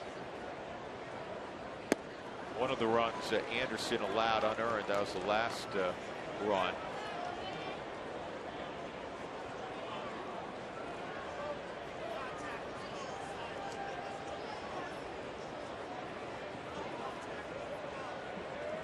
Tommy Kahnle continues to throw. He'll be in the ball game next. Suzuki has had a rough series. He's fouled the ball off his foot, and now he takes a foul ball defensively off his foot. At opposite feet. I mean, the one he fouled off the bat on Friday night is off the left foot. This time it's the right foot. He's waving the trainer off, saying, I can hobble back here, don't worry. Ow. Doesn't make it any easier just because it was on the Mike Shaw Subaru Supermo.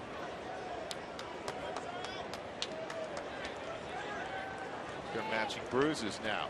Thank you for tweeting us your questions to Toyota Talk. For more answers to your questions, visit our Facebook page at facebook.com.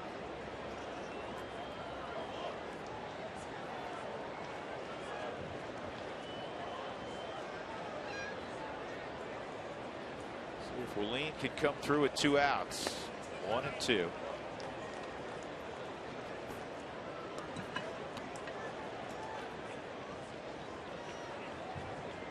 Rosario a few days back hit a home run against the Padres. It was his 58th career home run as a catcher, which is tied with Chris Iannetta for most in Rockies history.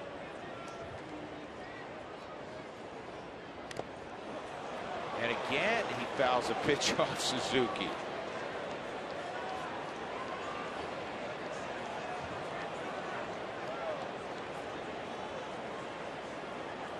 So you want to be a catcher? No. Well, that's why I chose to play a different position.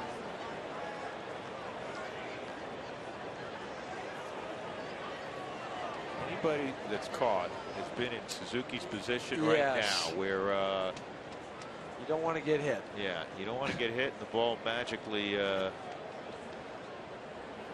finds that spot. Well, while we let Suzuki catch his breath, we'll take you to the CenturyLink teams CenturyLink has partnered with the Rockies for the CenturyLink Teens in Action program to recognize and reward 6 Colorado teenagers who are making a difference in their community through volunteer efforts. Visit Rockies.com/community for more information.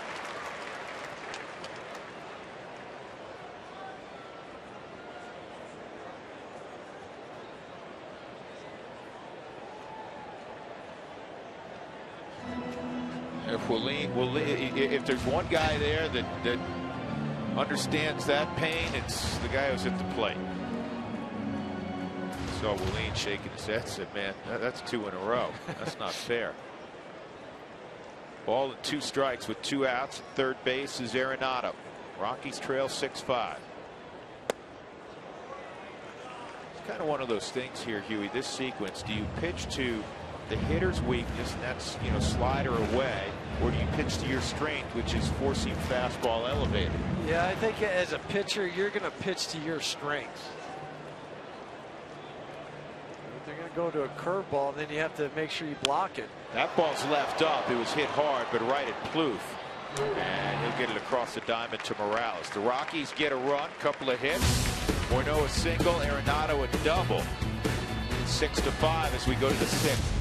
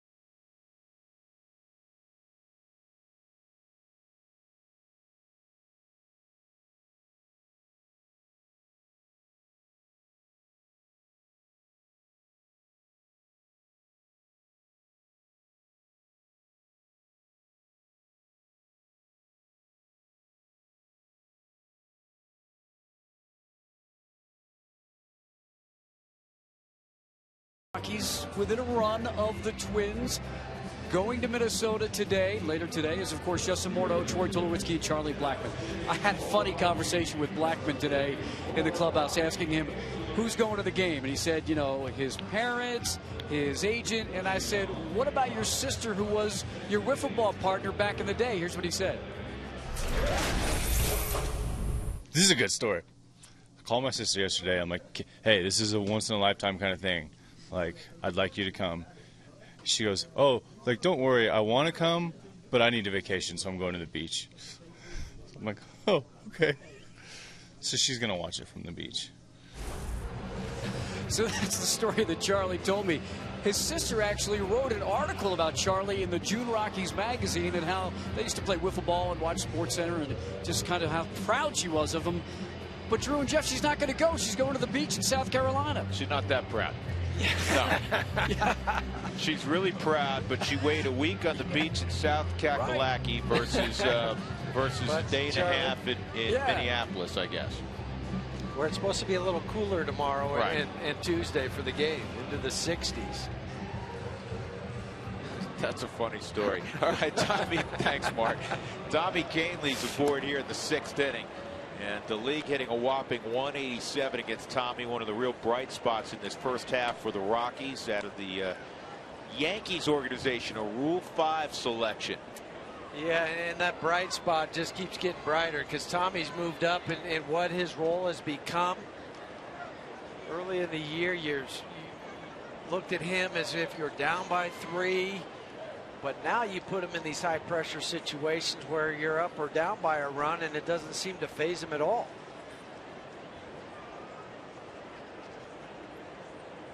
Here's Brian Dozier, and he takes low ball one.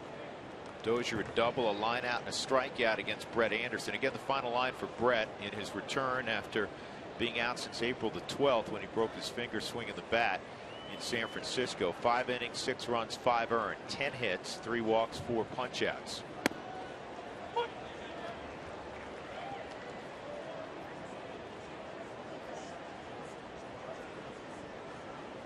Wall was talking about Brett Anderson probably having the second start in Pittsburgh coming out of the break. De La Rosa will have the Friday night start. Just flip-flop Brett and Tyler Matzik.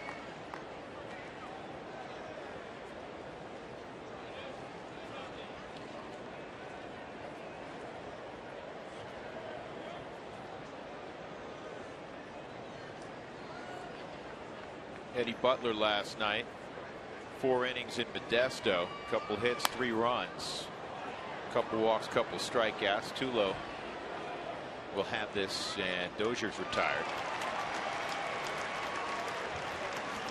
Have auto glass issues? Trust Safe Light. Online at safelight.com. On the phone at 303-287-5000. Will Swanner drove in a couple runs in that ball game last night. It was eventually won by Bakersfield 11-5. Couple walks, couple strikeouts for Eddie Butler.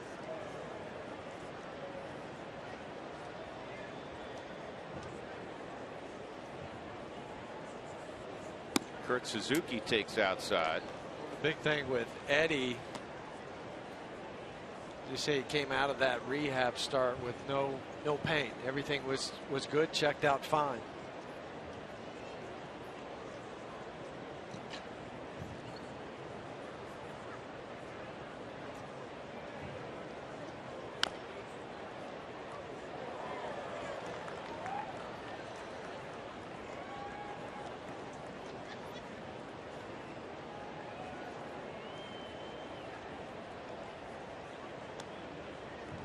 One and one on Suzuki.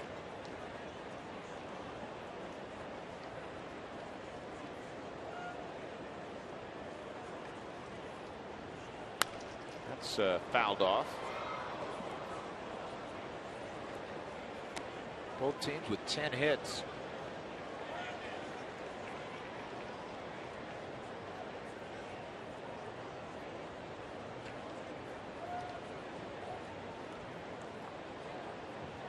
Just off the top of your head, Jeff, got a question for you. Okay. Canely misses there at 96, 2-2. Which team going into the All-Star break will have the largest division lead? Without looking. Well, I'm not going to. Just let me think about this for a second. It's not the AL. It's the AL Central. You're absolutely right. Detroit going into today leads Kansas City by 7.5 games. Swung on and missed. Man, that's a strikeout of Suzuki. Remember when Kansas City was playing so well, they actually overtook Detroit a couple weeks ago, but now they've fallen on hard times. Time for the CenturyLink link to what's next. It's the All-Star festivities the next couple of days. 3 Rockies heavily involved tomorrow in the Home Run Derby. Couple Rockies, I should say. Tulowitzki and Morneau. That's 6 o'clock Mountain Standard Time tomorrow. And then Tuesday, the Red Carpet Show at noon at 5:30.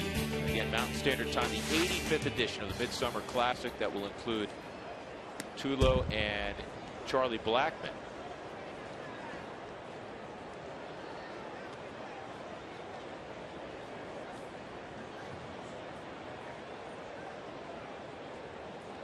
Kendrys Morales 1 for 3.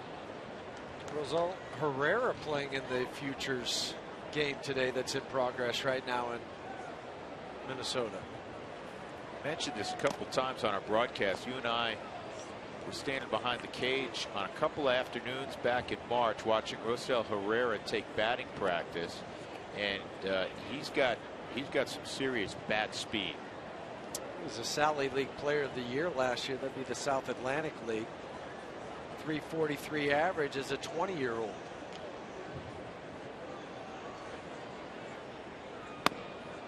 That's a strike. Good pitch.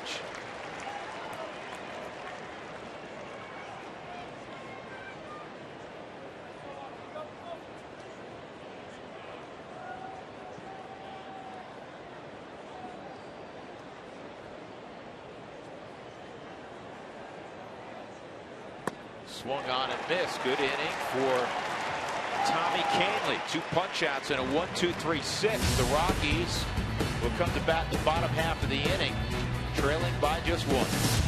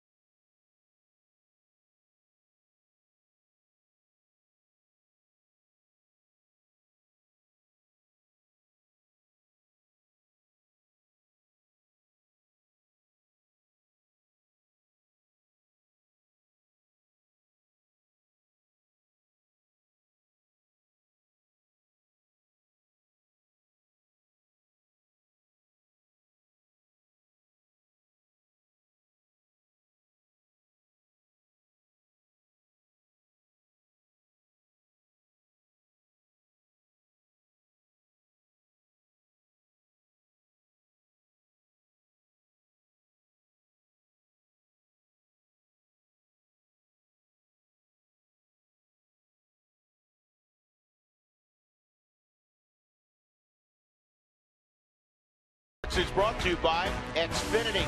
Ask about the X1 platform to make your future awesome. By Bluebell, celebrate summer with Bluebell's newest flavor, Magic Cookie Bar. It's a home run. By Wells Fargo. Wells Fargo customers get your 2-for-1 Rockies club level tickets today by going to wellsfargo.com/Rockies. Wells Fargo Bank, member FDIC. And by Dodge. Visit Dodge.com or your local Dodge dealer today. Pretty day at the old ballpark. The Minnesota Twins, we go to the 6th inning, bottom half of the 6th inning, leading the Rockies 6-5, and a pitching change for Ron Gardenhire's club. The former Rocky, who appeared on Friday night, Samuel DeDuno, will take over for Phil Hughes. Hughes goes 5 innings and allows 5 runs on 10 hits in his first ever appearance against the Rockies. DJ LeMahieu, celebrating his 26th birthday, will lead it off, and then Josh Rutledge is in the on-deck circle for Tommy Kahnle. And DeDuno on Friday night, 2 innings with just 1 hit, a couple strikeouts, 18 pitches in those 2 innings. So very efficient in what he did that evening. Phil Hughes, 5 runs, 10 hits, no walks again, and 6 strikeouts. DJ a double in the 2nd, caught looking in the 4th.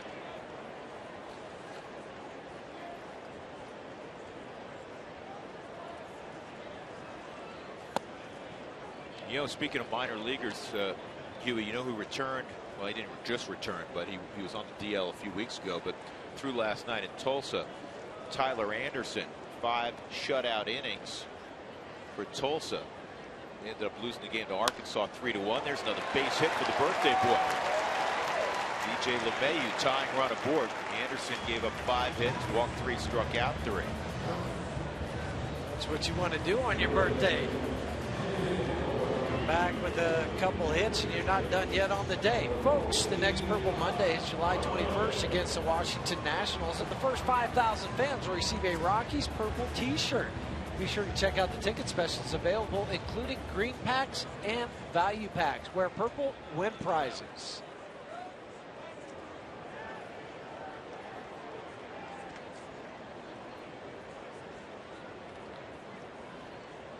So Josh Rutledge up there, and he tries to bunt his way on, which is not a bad thought process. 6-5. Get it in play. At the very least, you move DJ along. So we get a time on Duno going to the plate. The other night he varied his times. See if he keeps it up today. DJ, good base stealer at first. Inside 1-1. 1-2-8 to the plate for Duno.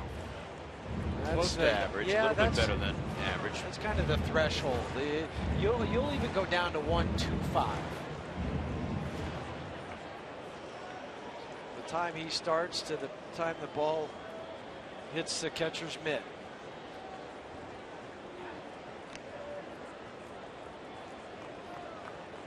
Again, you add that up. Pop time the catcher from the time it goes in his glove till you can get it to second base. 2 flat is major league average. 1-8 is real special. 1-8 you're talking about the Yadier Molina's, the Pudge Rodriguez. Pudge would even be down to DJ takes off, got a breaking pitch, throws low, but the tag's there. And DJ is out. Suzuki cuts him down. That's the 7th caught stealing of the season for DJ. I wonder if this was a hit and run, because if it's a straight steal, DJ would not be turning his head to see what the batter did. He would be listening for the sound, and that it throws into the base runner. But DJ, when he took off, he took the 2 or 3 hard strides and then looked over his left shoulder for a long time. Which is a telltale sign that it was supposed to be a swing.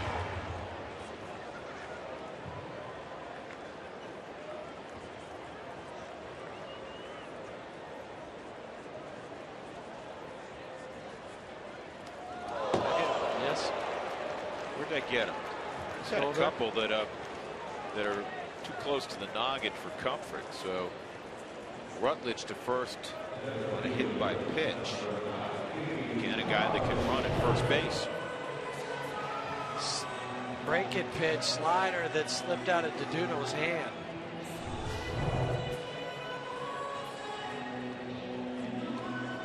The Asheville Tourists last night, Huey, improved to 59-34, 25 games above 500 in the Sally League, with your basic 15-inning 7-5 victory over Kannapolis. You'll play 20 innings if you win. David Dahl is having a great year. Former #1 pick out of Josh Rutledge's state. High school kid out of the Birmingham, Alabama area. Blackman takes a strike. He went 3 for 8. He's hitting .303 now. He was having a big year there. Ramon Tapio, we talked about him before. He was 5 for 8. He's hitting .333.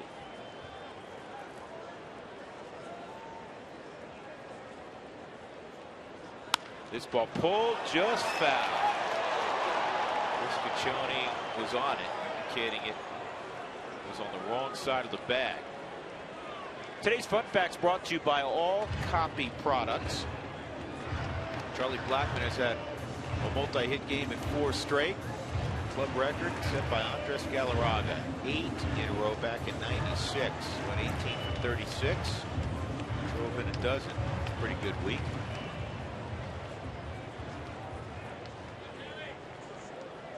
Get back to some of those minor league guys you're talking about. Folks, we've said it before. If you have a chance to go to spring training, set aside a day where you can go to the backfields and watch some of these young players that we're talking about. You know, go about trying to improve their skills. And if you're not sure who you're looking at, just there's enough people around from the Rockies organization, and they'll be more than helpful. Hey, who's that guy pitching? Who's that guy in right field? They'll let you know. Yeah, and you go to a field and you can see the guys that might be going to the Asheville's, and the other field's a Modesto group, and then you have the Tulsas and the Colorado Springs, but you have to do it. It's an easy walk from the main field back to the backfields. 2 strikes on Charlie. And Duno gets him down and in with a 94-mile-an-hour fastball. 2 outs, and that'll bring up Cargo. 6-5, Rockies trailing. 6th inning. Ryan McMahon drove in a couple runs, a couple more hits for Ryan. He's hitting .279. Really good. I like his swing. Corner infield prospect. A sweet swing.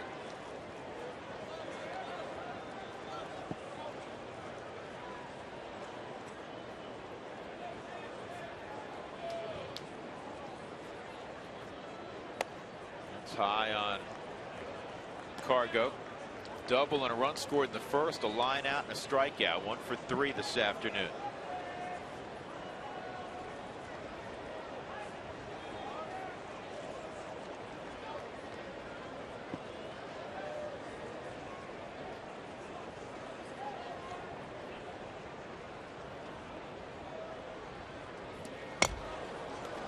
Look out. That's a swing and a miss, not a foul ball. So Rutledge moves up. And he's in scoring position now from Cargo. Look again.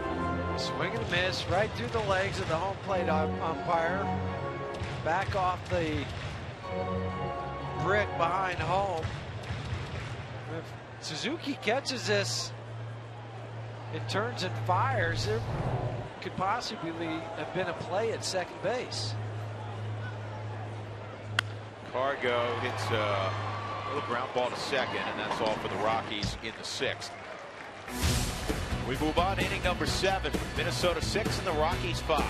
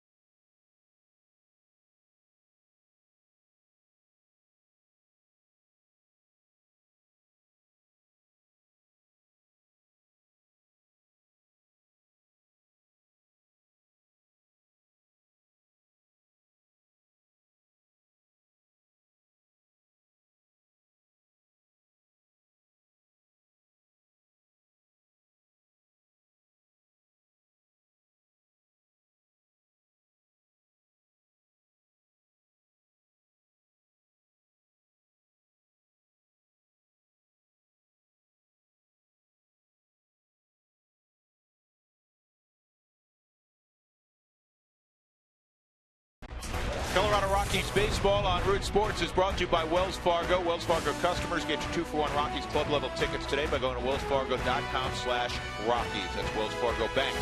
By Frost Brewed Coors Light, the world's most refreshing beer. And by Bluebell, celebrate summer with Bluebell's newest flavor, Magic Cookie Bar. It's a home run. Rockies a home run shy of the Twins right now as we go to the top of the 7th inning with Jeff Hewson and Mark Stout. I'm Drew Goodman. Rex Brothers will be the third pitcher utilized this afternoon by Walt Weiss. Brett Anderson went 5. Tommy Kahnle a 1-2-3-6 in which he struck out 2. Just follow up what Kahnle did. He pounded the strike zone. Rex has 2 right-handers and a left-hander in this mix. Righties hitting a mere 226 against Rex. Left-handers higher at 254. Trevor Plouffe at the plate, down and in, ball 1.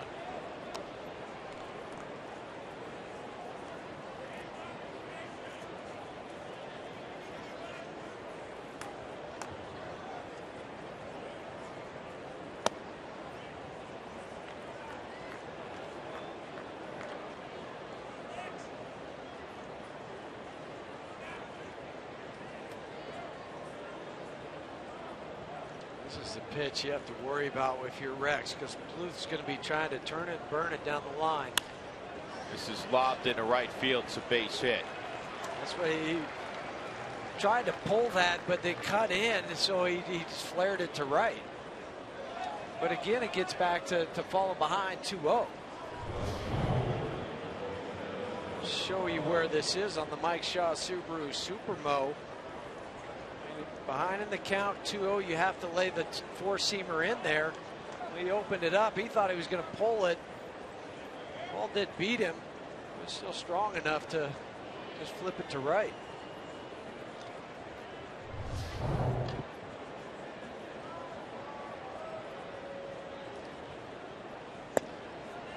And a strike on Chris Parmelee, hitting .333 this year against left-handed pitching. And Parmelee in there because Arcia wasn't feeling well today. When Arcia was in the original lineup, and then they had to post one later to put Parmelee in. Congrats to Germany, 1-0 in the World Cup final over Argentina. And back when it was still East and West Germany, Ron Gardenhire was born in West Germany. Before they tore the wall down. Still not quite understanding that whole soccer thing, but they scored in extra time. But it was still 0-0, and then they keep playing.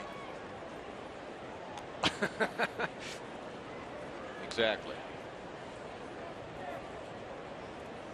It's not when you scored in extra time you won. It was over.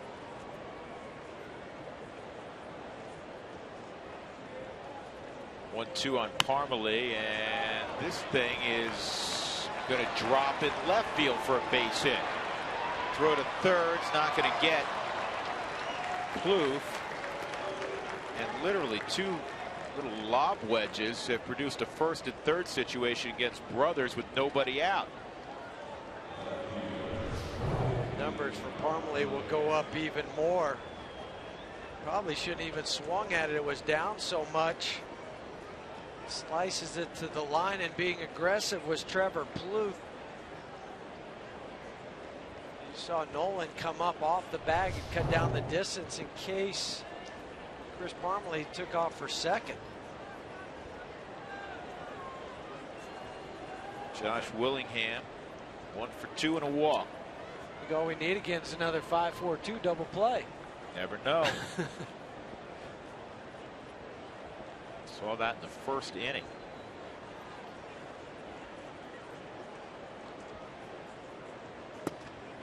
What about the Giants today? They're finally scoring runs, but they had to call on the big horse to help them out offensively. I think they've been shut out 5 times the last 13 games. They're leading the Diamondbacks in the 7th at AT&T 8-3. Madison Bumgarner on the hill.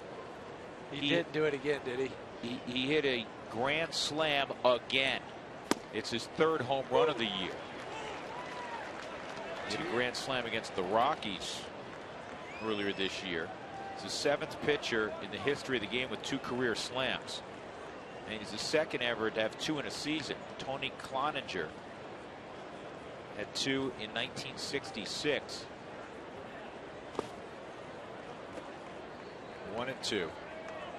Bob Gibson hit 2 grand slams in his career. Rick Wise, remember Rick Wise? He hit 2. Denny Nagel hit 2.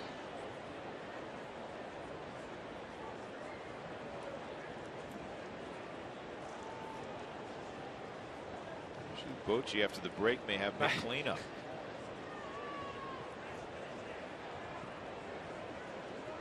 Unbelievable. You can see though, he stands at the plate. He's not going to get cheated. He's not up there like a cardboard cutout.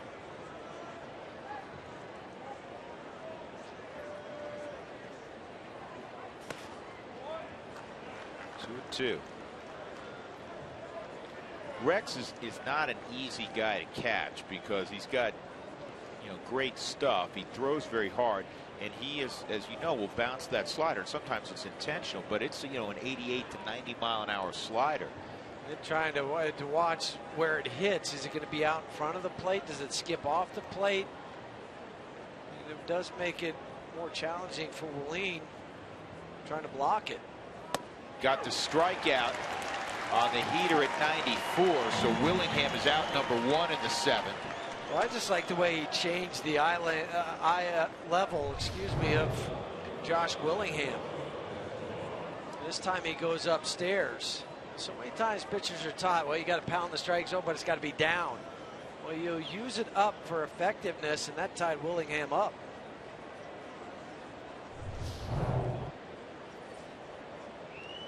And now Eduardo Escobar, who has a 2-run double, a single, and he was caught looking.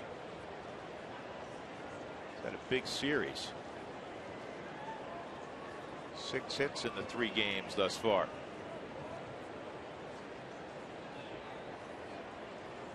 Switch hitter takes ball 1.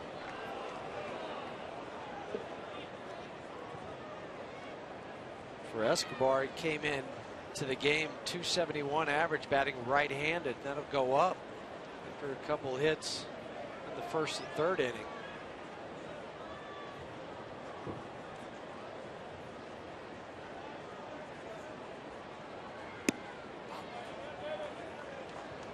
Two and 0.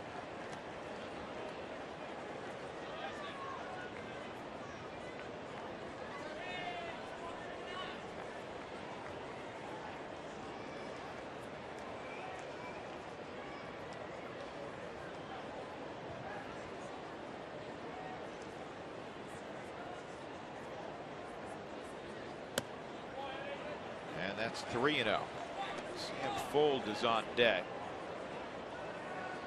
In the 7th spot currently in the order.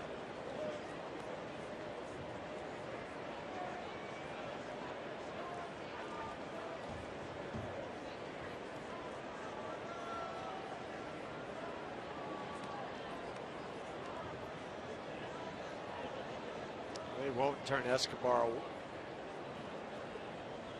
loose on a 3-0, and no need to. And now the base is loaded for Fold. You're thinking double play. This guy's a tough guy to double. Good speed, plus he hits out of the left side of the batter's box. Well, the first 15,000 fans through the gates on Sunday, July 27th, will receive a Michael Kadire collectible jersey courtesy of Wells Fargo. Get your tickets to this game against the Pirates today.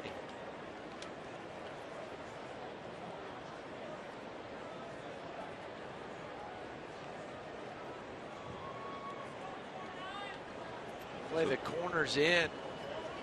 Double play depth up the middle. That doesn't mean for Nolan, if the ball's not, if it's hit to his left, he could still go to second base. If it's to his right, step on third, throw across the diamond. First pitch strike on Fold. A single to drive in a run in the 1st when the Twins got 5 on 7 hits in the opening frame against Brett Anderson. 2 walks after that. So kind of pitched around him both times to get to the pitcher, Phil Hughes. And it worked out. He struck out Hughes twice. Plouffe is at 3rd. He singled. Parmelee singled. He's at 2nd. And Escobar just walked on 4 pitches.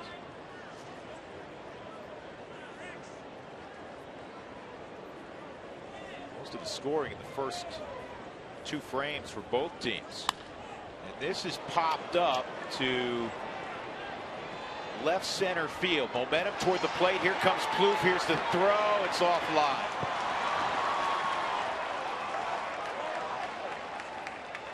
Good job by Arenado reminding Brothers. Brothers was backing up and he put his head down. And Arenado yelled to him, hey, you got the plate, because Rosario was out close to the pitcher's mound recovering the baseball. And at third base was Parmelee, and he had rounded. Watch the tail end of this sequence. So Charlie comes over. He's got the stronger arm between the two, and he and Corey. He's got the momentum coming in, but then the throw sails towards the first base side. This is what you're talking about. Kicks off, but nobody's covering home plate. There's nobody right there. So that's when you're seeing Nolan say, hey, don't put your head down. There's a play still going on. So the tag at third base from Trevor Plouffe. Justin Morneau's the cutoff man.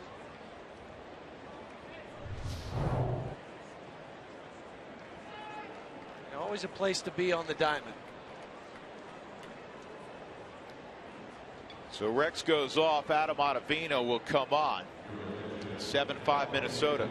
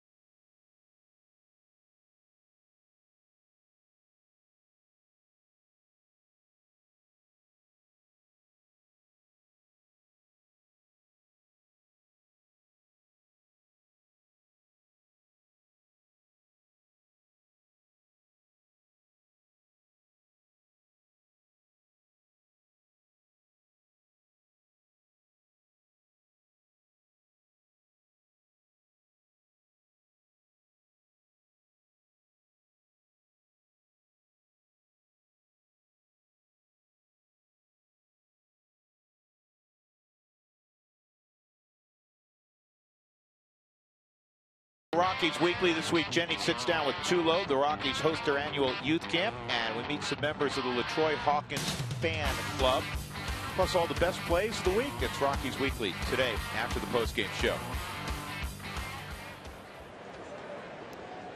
Chris Colabello is now in the ball game to a pinch hit, and Adam Ottavino is in the baseball game to get the final out of the 7th inning. Really hoping you could have saved him until the 8th just to be a 1-inning guy. Instead, he's got to come out. Good to pick up 4 outs. Can you do things? Did that hit him? Nope, it didn't. And you know, that would work in the backyard. He'd be out if you hit him with the wiffle ball. Ottavino never covered the plate, and an 8th run scores as Parmalee comes down.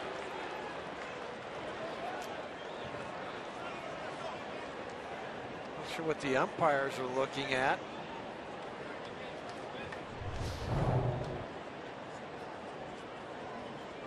A slider that did nothing except for go. Oh, I see what they're looking at. It went off the glove and then the arm of Ripperger, the home plate umpire. We're checking on him. Yeah. It's a pass ball on Willeen. You know, that's a tough pass ball because it's a slider. He's thinking it's going to be away from him and it backs up. I know it went off his glove. I get all of that. But he's expecting it to be 2 feet, 3 feet the other side of the plate. Ground ball to third. And Arenado will throw out Colabello. But in the inning, 2 runs come around, and now the Rockies' deficit is 3 as we go to the bottom of the 7th inning. We'll stick around on this Sunday in front of the All-Star break for a rendition of God Bless America, performed this afternoon by Master Sergeant Tim Allums.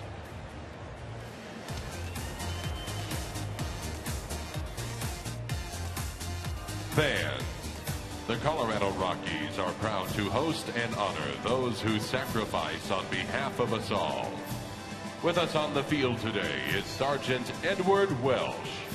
Sergeant Welsh joined the Marine Corps in March 2006, and from 2006 until 2013, he was deployed to Iraq and Afghanistan.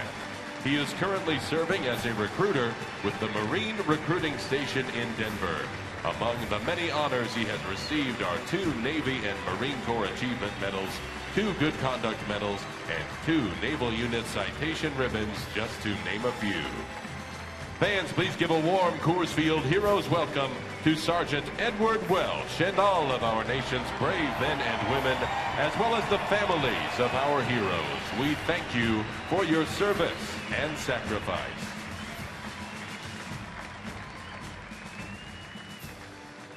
Fans, Please rise as we honor our great country by the performance of God Bless America. Performing God Bless America today, representing the United States Air Force Academy Band, is Master Sergeant Tim Allums. Please welcome Master Sergeant Allums and join him by singing along to God Bless America.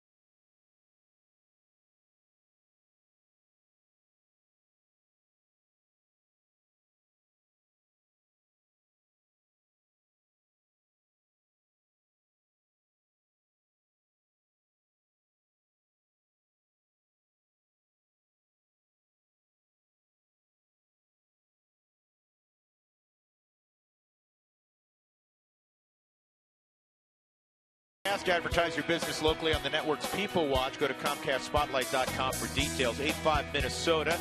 Escobar, Parmalee, Flute with 7 hits combined. The Rockies have allowed 8 runs on 12 hits altogether. Matt Guerrero is going to throw the 7th inning. Matt was another participant in Friday night's game. The Rockies got after him, gave up a run in that game. Tulowitzki, Morneau, and Arenado in the 7th against Matt Guerrero. That run he gave up was that pinch hit home run by Brandon Barnes.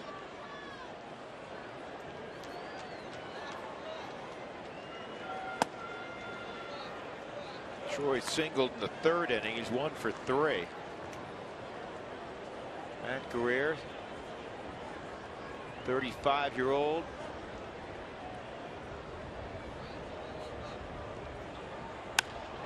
And this is in the air, pretty deep center field, but Foltz got a beat on it. 1 out, and Morneau will come up. Justin's 2 for 3.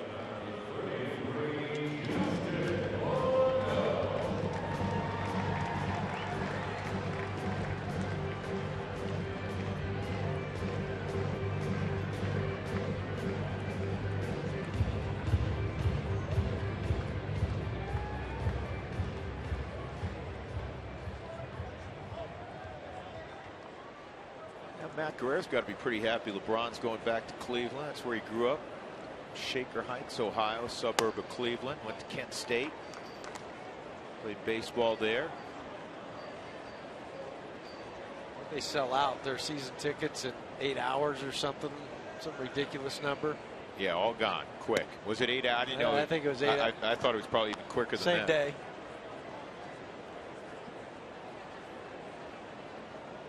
How about all the businesses around the arena? How thrilled they have to be.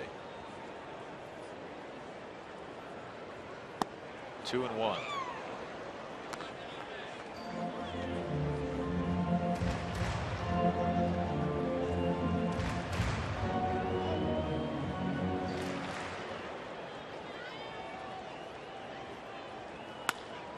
And this is dumped into left field. A base hit. The third of the game for Morneau.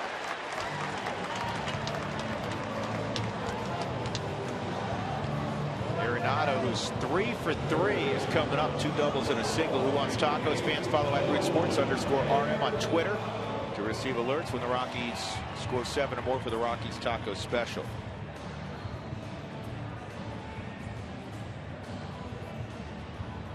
His runs last inning against Rex Brothers, huge. I mean, Rockies had battled back when they were down 5-0, got it to 5-4, then it was 6-4, they got it to 6-5, and now they're down 3 runs.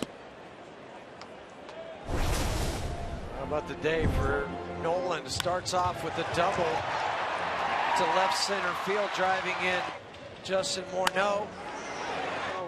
Loop single to right, and then another double, the second one of the afternoon, to right center field.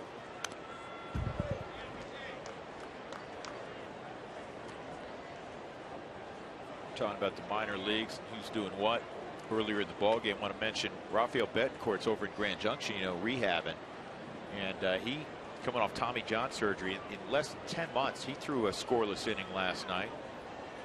Struck out a couple of hitters, gave up a couple of hits.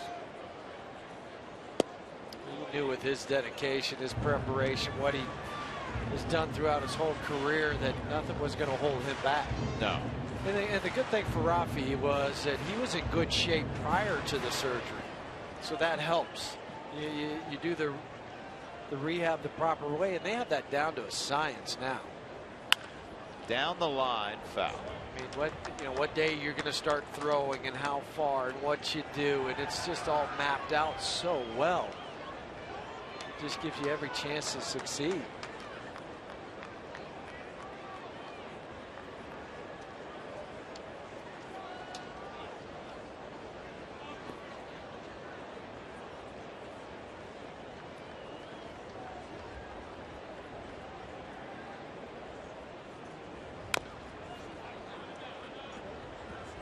Two and 2 on Arenado. 1 out. Morneau's at first.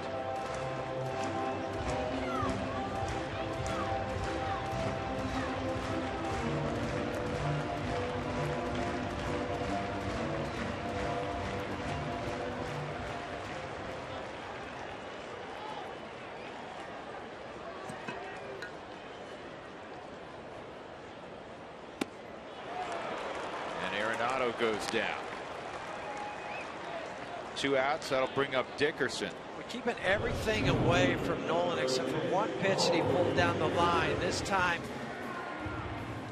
with the fastball, they beat him with the 92-mile-an-hour away from Nolan.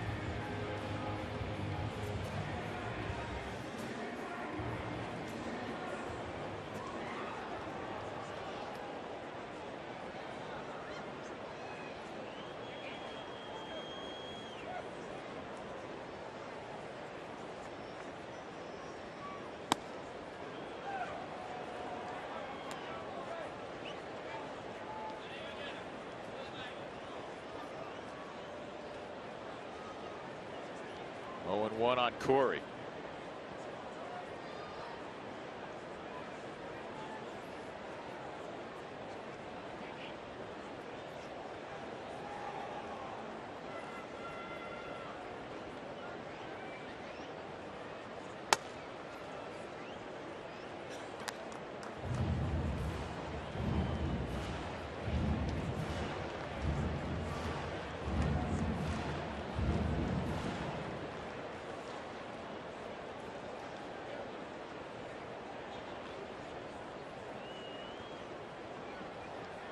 Rockies 6-8 against the American League.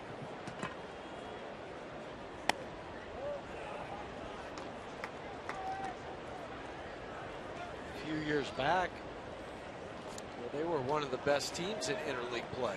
Yeah, for a few years running, they were the best team in the National League. Second half, they'll go to Detroit.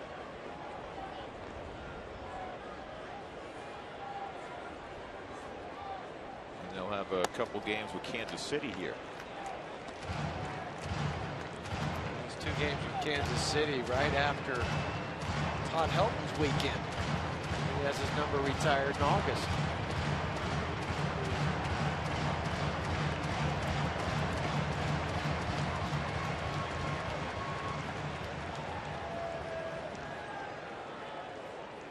Three and one. Offensive count here for Dickerson.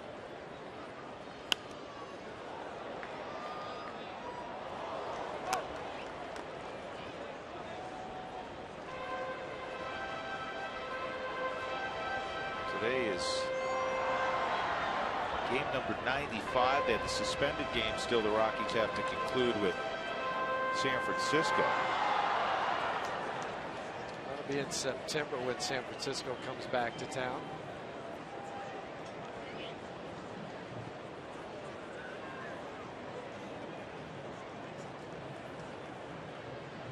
Three-two. And it's popped up foul ground, and Plouffe is going to have a play. That'll end the inning. Dickerson fouls out. We're through 7 innings. The Twins leading 8-5 at Coors Field.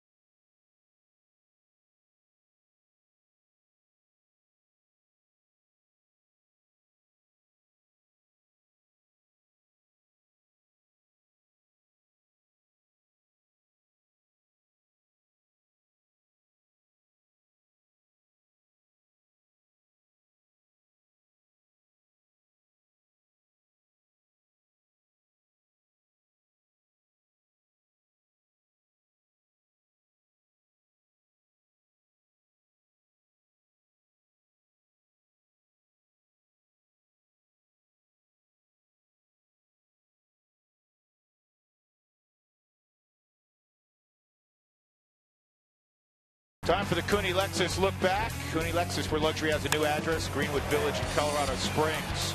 5 runs on 7 hits in the opening frame for Minnesota. Eduardo Escobar had a 2-run double. And then the Rockies would chip away. Nolan Arenado had a run-scoring double.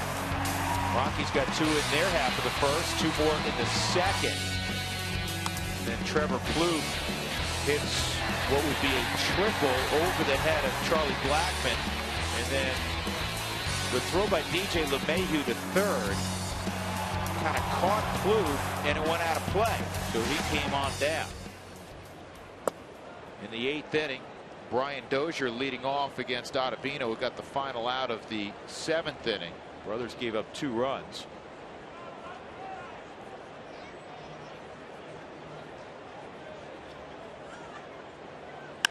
And this ball's pulled to deep left, and if it's fair, it could be gone. It is. Home run.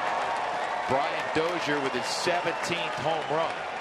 He'll be competing tomorrow night in the home run derby. And he hits a line shot over the left field wall to make it 9-5 Twins. I mean, they got out in a hurry.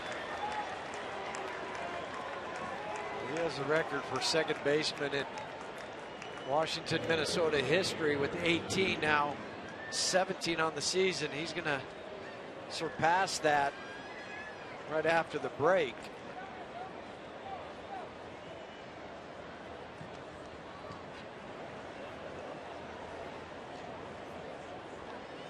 Let's go back to that swing of Dozier.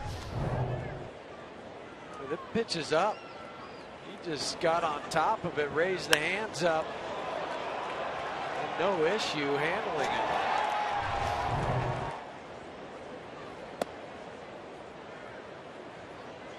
Kurt Suzuki's 1 for 4, singled back in that 5-run first inning.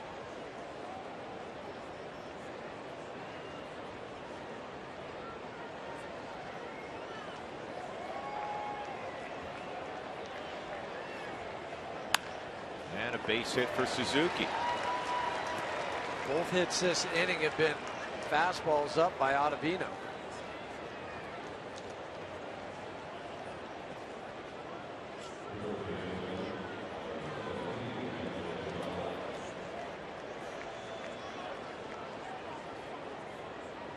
Well, the last few days has been an illustration. The Rockies played well, won 6-2 on Friday behind who else? Jorge De La Rosa. But the last 2 days in particular have been really a microcosm of what this sport is all about. The Rockies, with the exception of Kadire, have their guys back out there, albeit with a little bit of rust. Arenado swung it well today. They've played very good defense the last few days, with Cargo doing his thing now in right field, Arenado the magician at third. It comes down to pitching, and unfortunately Brett Anderson, rust on his game, did not pitch well, especially in that first inning, and the bullpen, which has had to carry a great number of innings and thus outings, has not been nearly as sharp the last few months. And even Adam Ottavino, who I thought after the first 6-7 weeks of the season was a candidate maybe to make an all-star team as a setup guy. He was that dominant. But even Adams taken on water the last month, and it's been an uneven year for Rex Brothers. Rockies are down 9-5. They gave up 9 yesterday. It's hard to win baseball games. I don't care even if it's Coors Field where you can score a lot of runs, especially with that Rockies offense. You can't go out and say, hey, we're going to get 9 or 10 every night. No, it just doesn't happen. And your momentum is always your starting pitcher. It's been said for a number of years. Your pitching has to go out there consistently day after day after day to allow, because you're going to have peaks and valleys with your offense. You're not going to be able to throw up the 8 or 9 runs every game, throw out 20 hits. But if your pitching keeps you there, then you can do different things offensively. You can hit and run more. You can sacrifice, manufacture runs. Shallow center field. Blackman's got it, 1 out.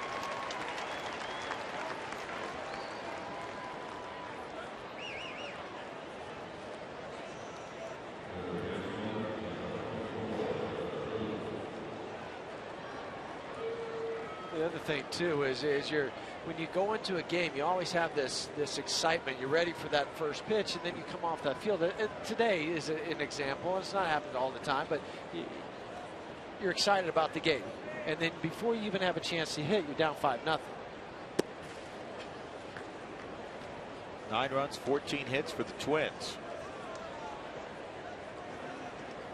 Scored 20 runs in the 3 days, 18 the last 2.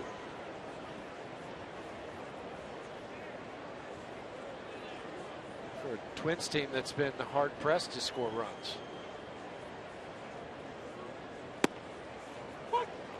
Trevor Plouffe, who's got plenty of pop, is I hope this doesn't happen. He's a home run shy of the cycle. He's got a single, double, and triple.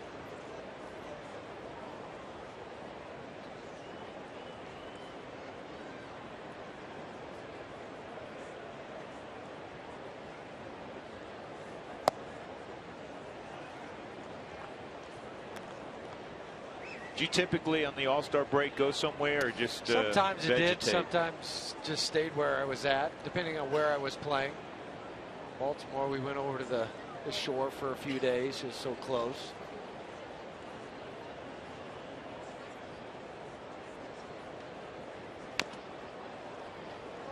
It does help now. You mentioned it last night's broadcast, having that extra day on Thursday.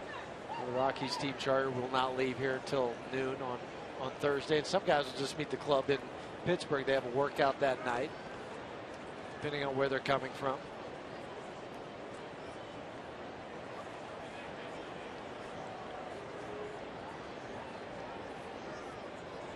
Two-two. You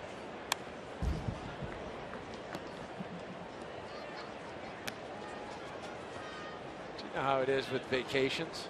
Sometimes you come back more tired than when you left. I think that's what a player feels like. If I could just have 2 or 3 days here, I could go see some sights, maybe drive up to the mountains.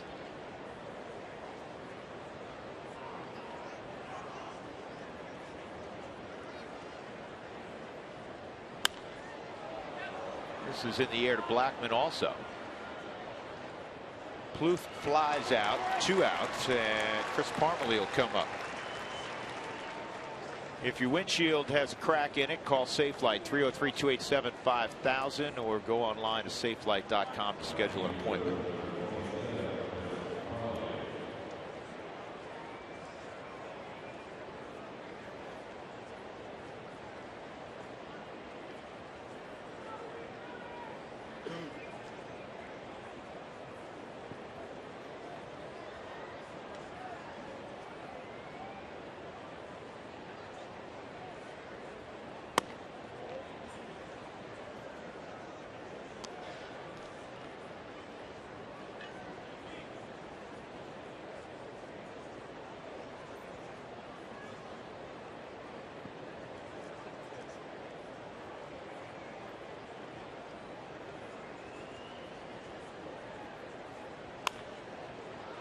That's fouled off out of play.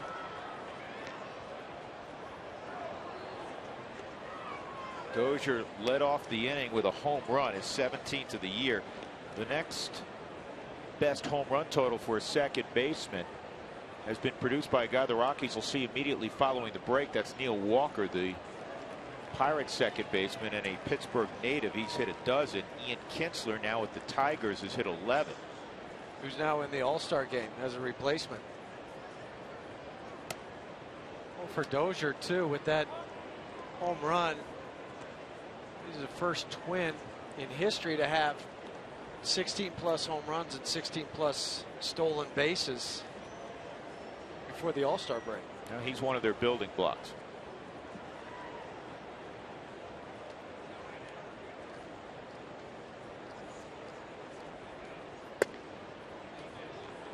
Three and one.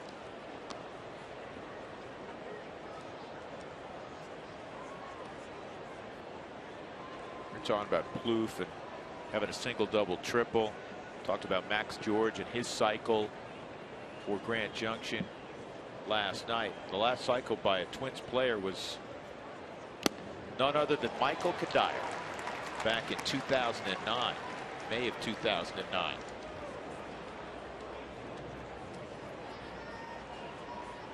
Cuddy doesn't have the harness on. That's great to see.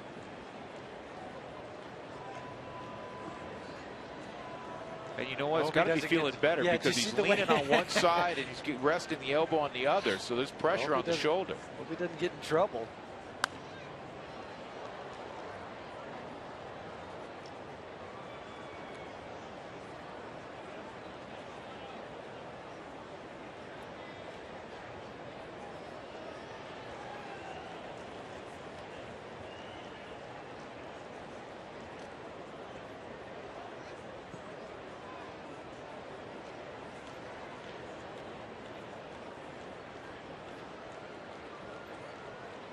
Three-two. Strike three. Parmalee knew it. In the inning, a home run by Dozier increases Minnesota's lead to 4 runs. They're up 9-5 as we go to the bottom of the 8th inning.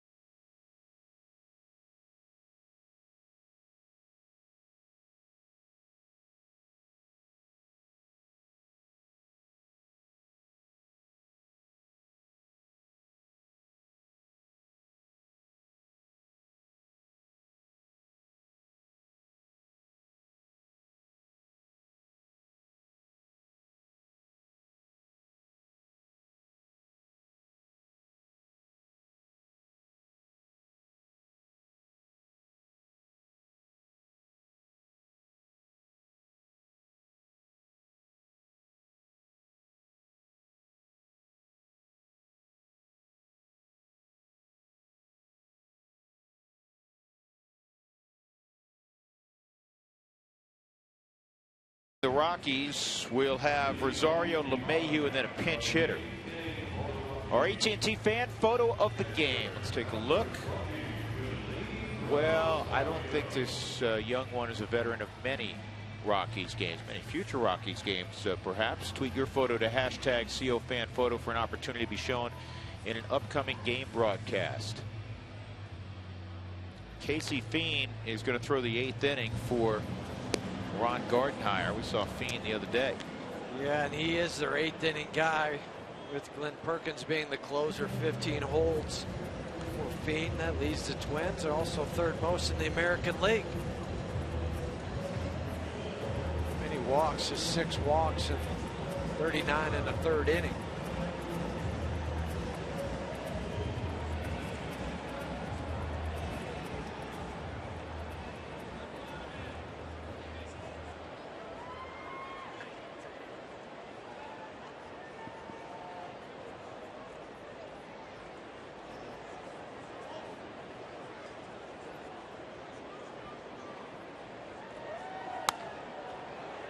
Lane fouls it off. Rosario a single in 3 trips.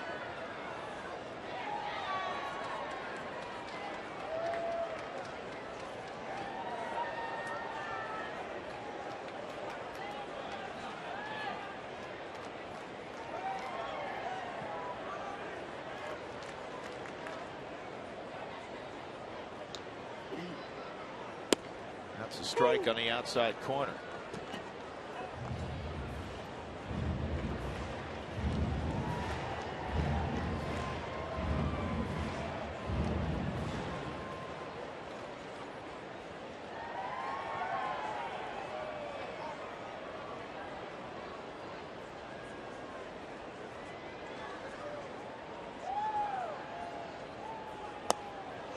Rosario chased a pitch that would have been high on Shaq.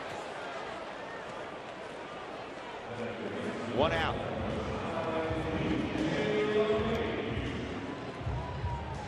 One out. LeMahieu will come up. DJ on his 26th birthday, a double, a strikeout, and a single. So he's 2 for 3.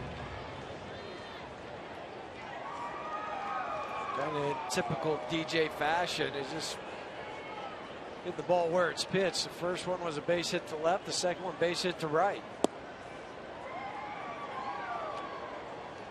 Drew Stubbs has come out in the on deck circle.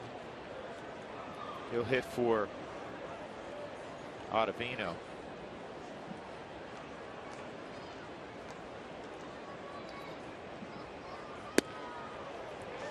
Ball and a strike on DJ. Sunday afternoon crowd, another good one. 35,743 here at Coors Field. Cloud cover to cool things off.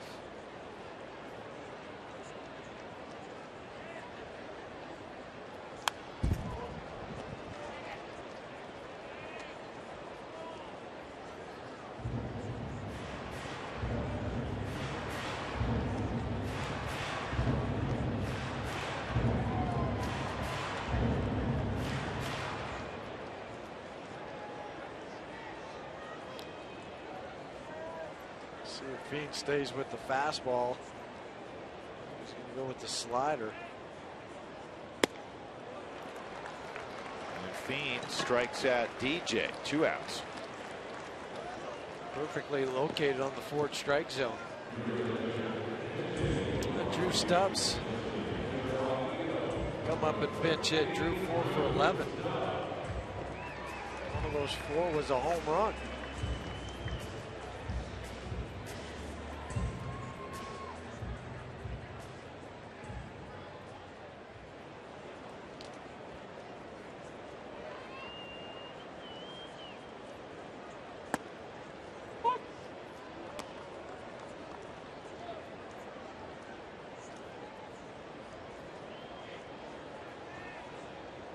Here's the 0-1, and it's a good slider. Well, Drew Stubbs put together a very nice first half. Doesn't play every day, but he is hit above 290 with 10 home runs, 27 driven in.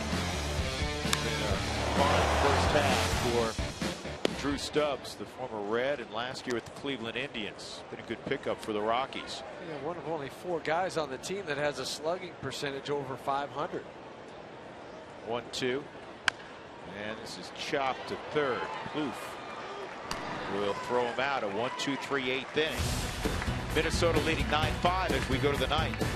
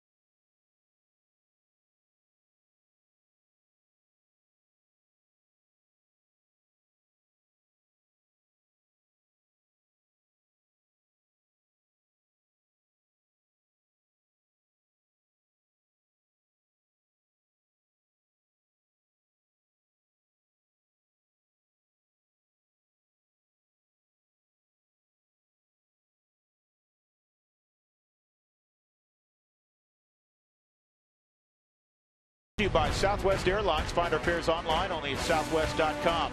By StubHub. Hey, fans, want to be here in person next time your Rockies take the field? Just head to StubHub and choose your seats today. And by Wells Fargo. Wells Fargo customers get your 2-for-1 Rockies club level tickets today by going to wellsfargo.com/Rockies.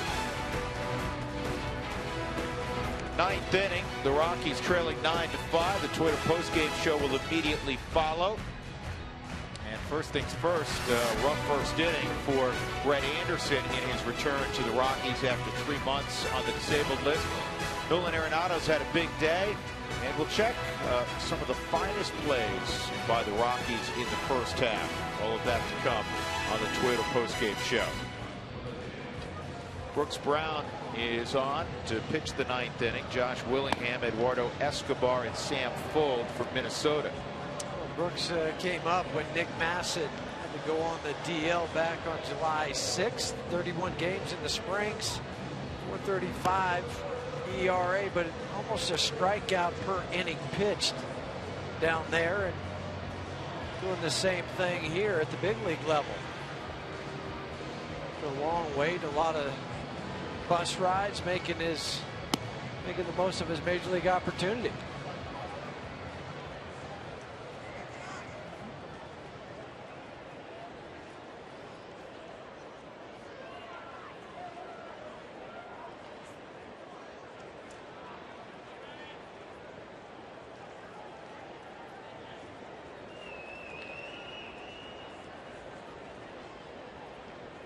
Willingham 1 for 3, single and a run scored back in the first inning. He walked in the 5th. Willingham takes a slider for ball 1. Brown throws off the extreme first base side of the rubber. It helps him to his glove side. The right-handers pitching away from their power in.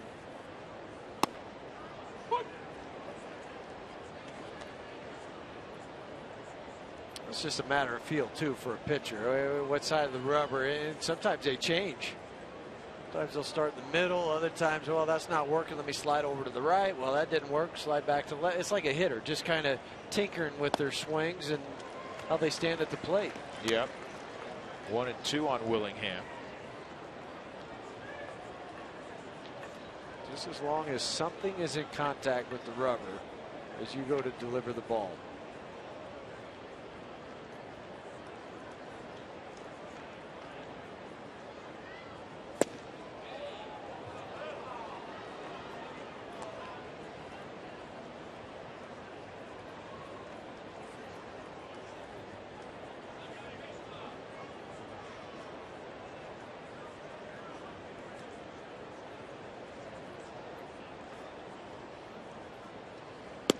Yes, he went. Yep. Strikeout of Willingham. The Ford Strike Zone is powered by Built Ford Tough trucks. Built better, built stronger, Built Ford Tough. No wonder Ford F-Series are the best-selling truck 37 years running. On that strikeout on the Ford Strike Zone, you see pitch number 5. But it started on the plate and then dove away with the slider. Then Josh Willingham's trying to hold up and can't. He knows it. Just walk back to the dugout. High fly ball down the right field line. Cargo's not going to have a play. It's going to be in the seats. Escobar 2 for 3 and a walk. 2-run double back in the first inning.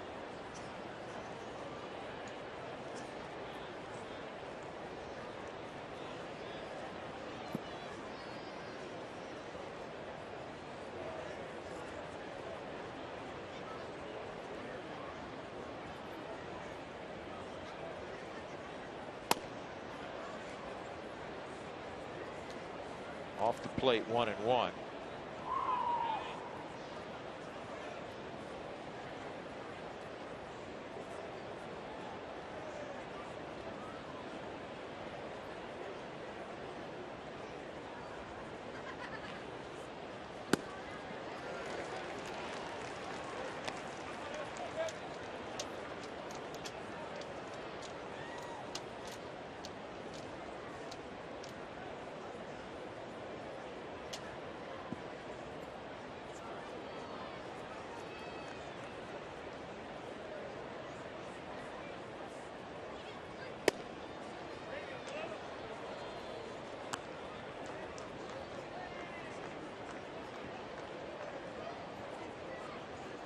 Last 2 pitches have been split fingers.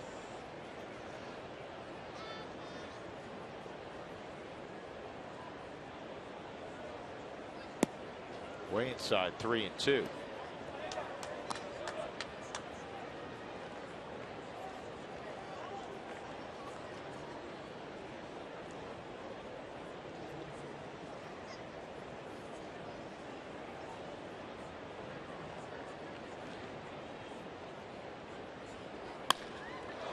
Another hit for Escobar, his 3rd of the ball game, and the 15th for the Minnesota Twins after producing a dozen hits yesterday.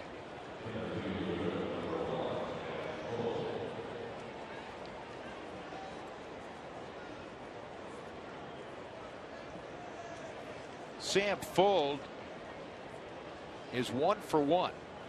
You're saying, wait a second, this is his 5th at bat. Well, he's walked twice and he hit a sac fly in the 7th.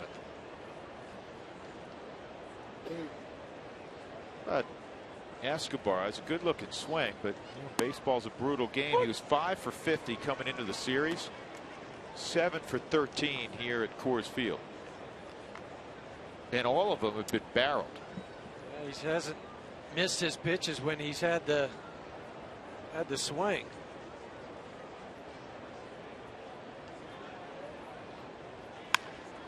Hard down the left field line. That's another hit. This one for Fuld is his 2nd. 2 for 2. 2 walks and a sac fly now for Fuld.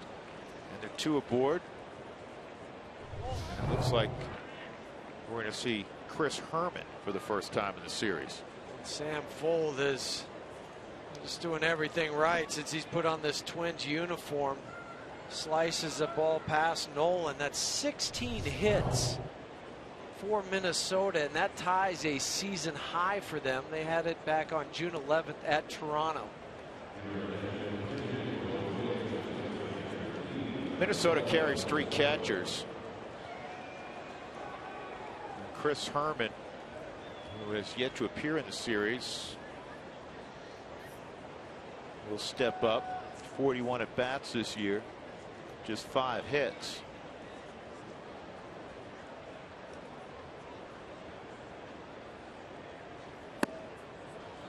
Strike 1.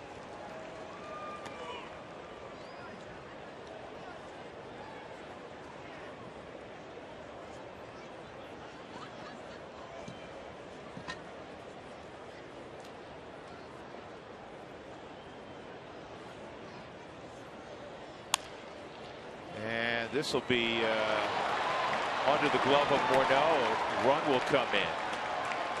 Tough play for Justin. And it's 10-5. Well, this game's gotten away from the Rockies. Yes, it has. The last 3 innings in particular. That will be an error on Justin, his 4th of the season. So they changed it. They are going to give him a hit. If he catches that, his only option would have been to go to second base to get the force out. But Escobar, who had reached earlier, almost tripped over the bat at home plate. Single and an RBI, the first of the year for Herman.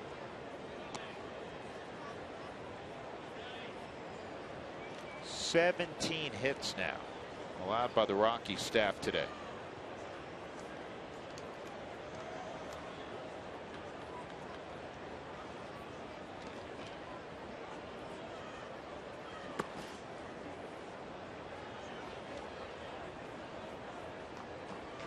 Here's the home run derby tomorrow. The field for the American League. The captain's Jose Bautista. He picked Jonas Cespedes, Josh Donaldson, a couple of A's.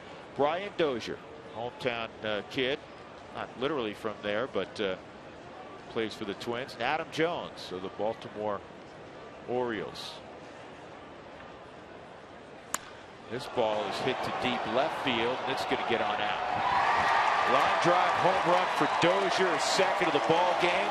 Identical to his last home run, pretty much. His 18th of the year, matching what he produced a year ago.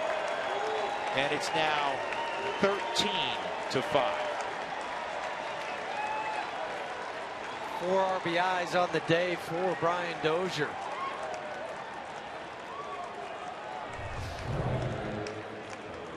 Well, he likes the high fastball. That's been evident the last 2 swings. That one at the top of the zone. Hits it out. And then the one in the 8th inning by Ottavino was a fastball up. Kurt Suzuki up for the 6th time.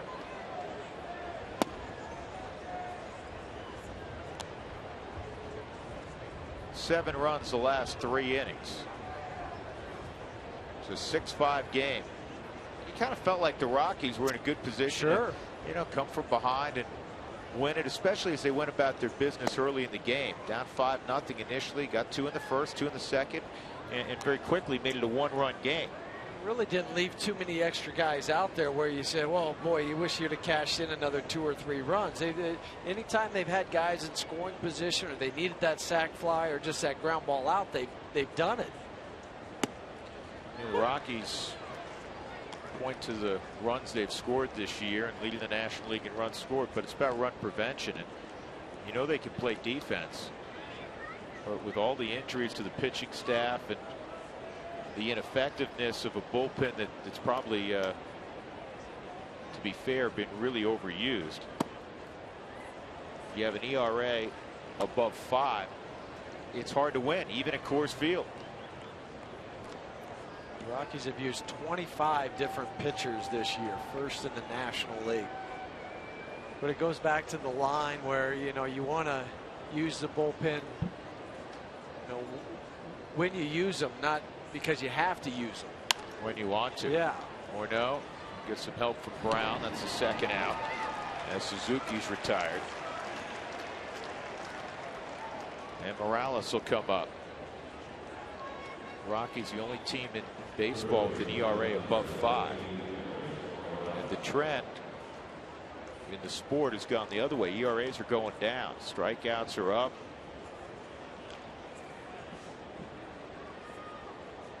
And you don't have to remind that man of that. He knows that the teams that pitch are the teams that win. And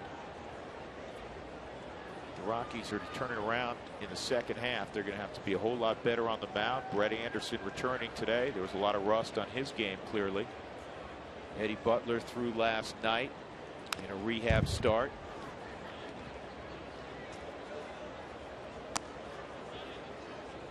Jordan Lyles, who got off to such a fabulous start, getting closer to coming back. Still going to be a couple weeks or so.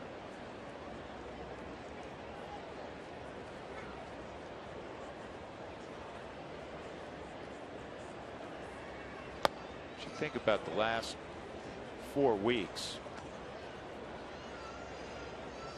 80% of the games that the Rockies have won have been when Jorge De La Rosa is on the hill, and that's not a coincidence. No, because you looked at his ERA going into the game. You know, it's typical Jorge fashion. And the ERAs you were talking about, Drew, with the Rockies being over 5, there's only 2 clubs that have an ERA over 4, Colorado being one, Arizona the other. Everybody else is down in the 3s. So that trend you were referencing, that's where you're seeing the ERAs going down. And again, the Rockies will never come close to leading the league in ERA. Not playing here, not with the altitude thing. But they've had years where they've been in the low 4s, and they've been a really good team typically when that's happened. Just over 4 in 2009 when they won 92 games. So it's possible. 2-2 on Morales. Tough hop. Good play by Justin. And that'll end the inning. 4 runs in the top of the 9th for Minnesota, highlighted by Dozier's second home run of the game, a 3-run shot.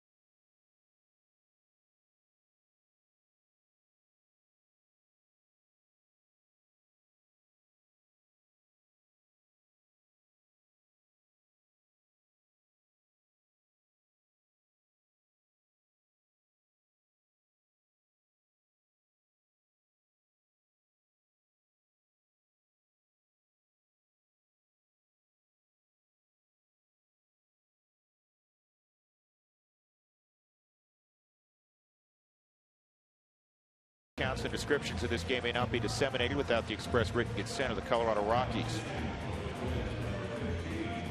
9th inning. Chris Herman's going to stay in the game behind the plate for Kurt Suzuki. He's gotten beaten up in this series. And on the hill is the closer for Minnesota. Now just an opportunity to get some work with an 8-run lead. Glenn Perkins is getting ready for the All-Star game on Tuesday night. Back-to-back years that the Twins closer has represented the Twins in the Midsummer Classic. Yeah, 22 saves. That's 4th most in the AL. 58 saves since the beginning of last year, Mr. Perkins. And you're right, it's a work day for him. He threw the Thursday night in Seattle. And then with the off day tomorrow, Ron Gardenhire, he was up loose. And even with the extra 4 runs they scored, he was going into the game. Charlie with a couple hits today, with 1 hit today, and a sac fly. Got the average at 307 heading to the All-Star game.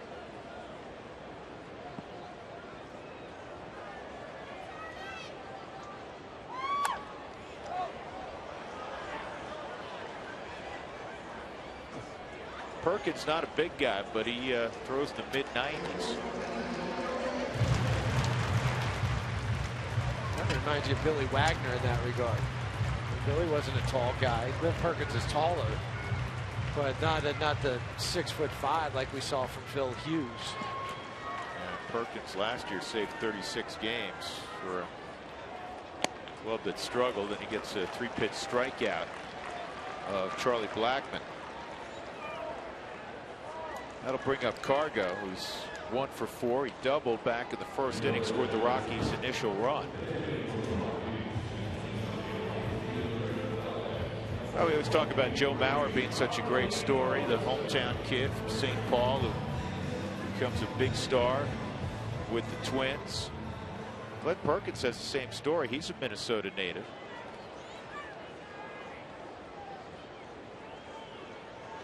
Actually, Charlie Culberson is going to pinch hit for Cargo with the game kind of out of hand now, 13-5. Well, you want to get Charlie in at bat. Has not seen any action in this game in 4 or 5 days. He's been out there.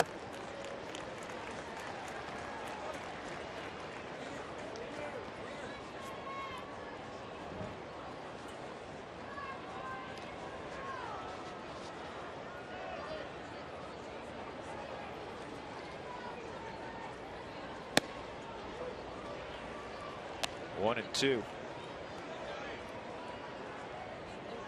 It's Cargo sitting with Scotty Murayama, rehab coordinator for the Rockies.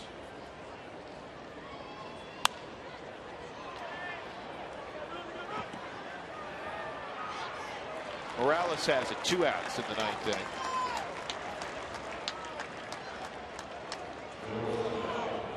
Tulowitzki will come up. He has had a marvelous first half. Leading baseball at .344 on base percentage #1, slugging percentage 2nd in the big leagues. And he's tied with Giancarlo Stanton with 21 home runs. And you'll see him plenty over the next 48 hours at Target Field, captaining the home run derby team for the National League. And I'm sure he'll be hitting in the middle of the order for the National League come Tuesday night in the 85th edition of the Midsummer Classic. Troy today 1 for 4. Well, the big difference for Troy too is he went into this offseason not having to rehab anything. It was all strictly baseball. Let me get my baseball skills down, and that makes a big difference for the player. He may have hit his 22nd off the wall, and Troy will stop at second with a double. Needs about 10 more feet. That's where he hit his 21st the other night with Cargo on board. Top of the auxiliary scoreboard. Wanted to go in, and you could see the reach back from Chris Herman across the plate. Parmalee jumps up, and he gets locked up by the wall. He puts his hand out, but watch when he goes up to jump. His shoulder and his head hit the underneath side of that padding, and it doesn't allow him to elevate to his maximum height. Justin Morneau will not hit here. Mike McHenry will pinch hit. Mike did the catching yesterday.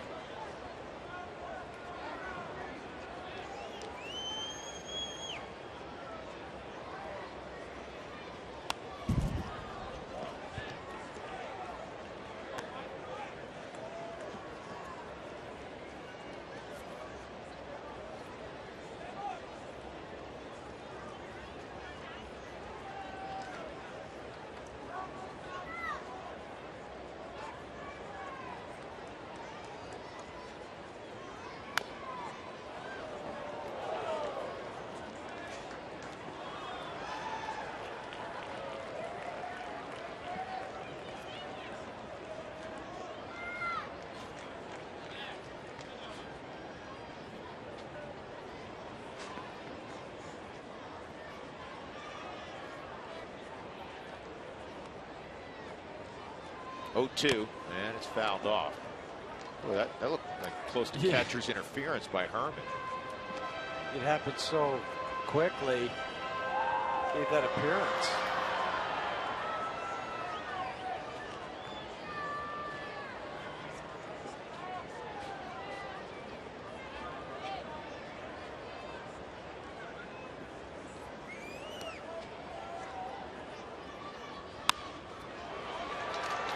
Dozier's got it, and Dozier will throw to first to end the ball game.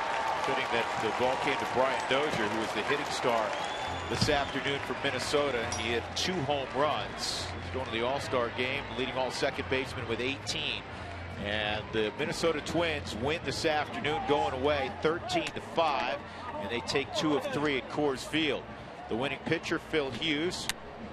Hughes improves to 10-5 on the season, and Brett Anderson in his return falls to 0-3. The Rockies finished the first half at 40-55. Minnesota at 44-50.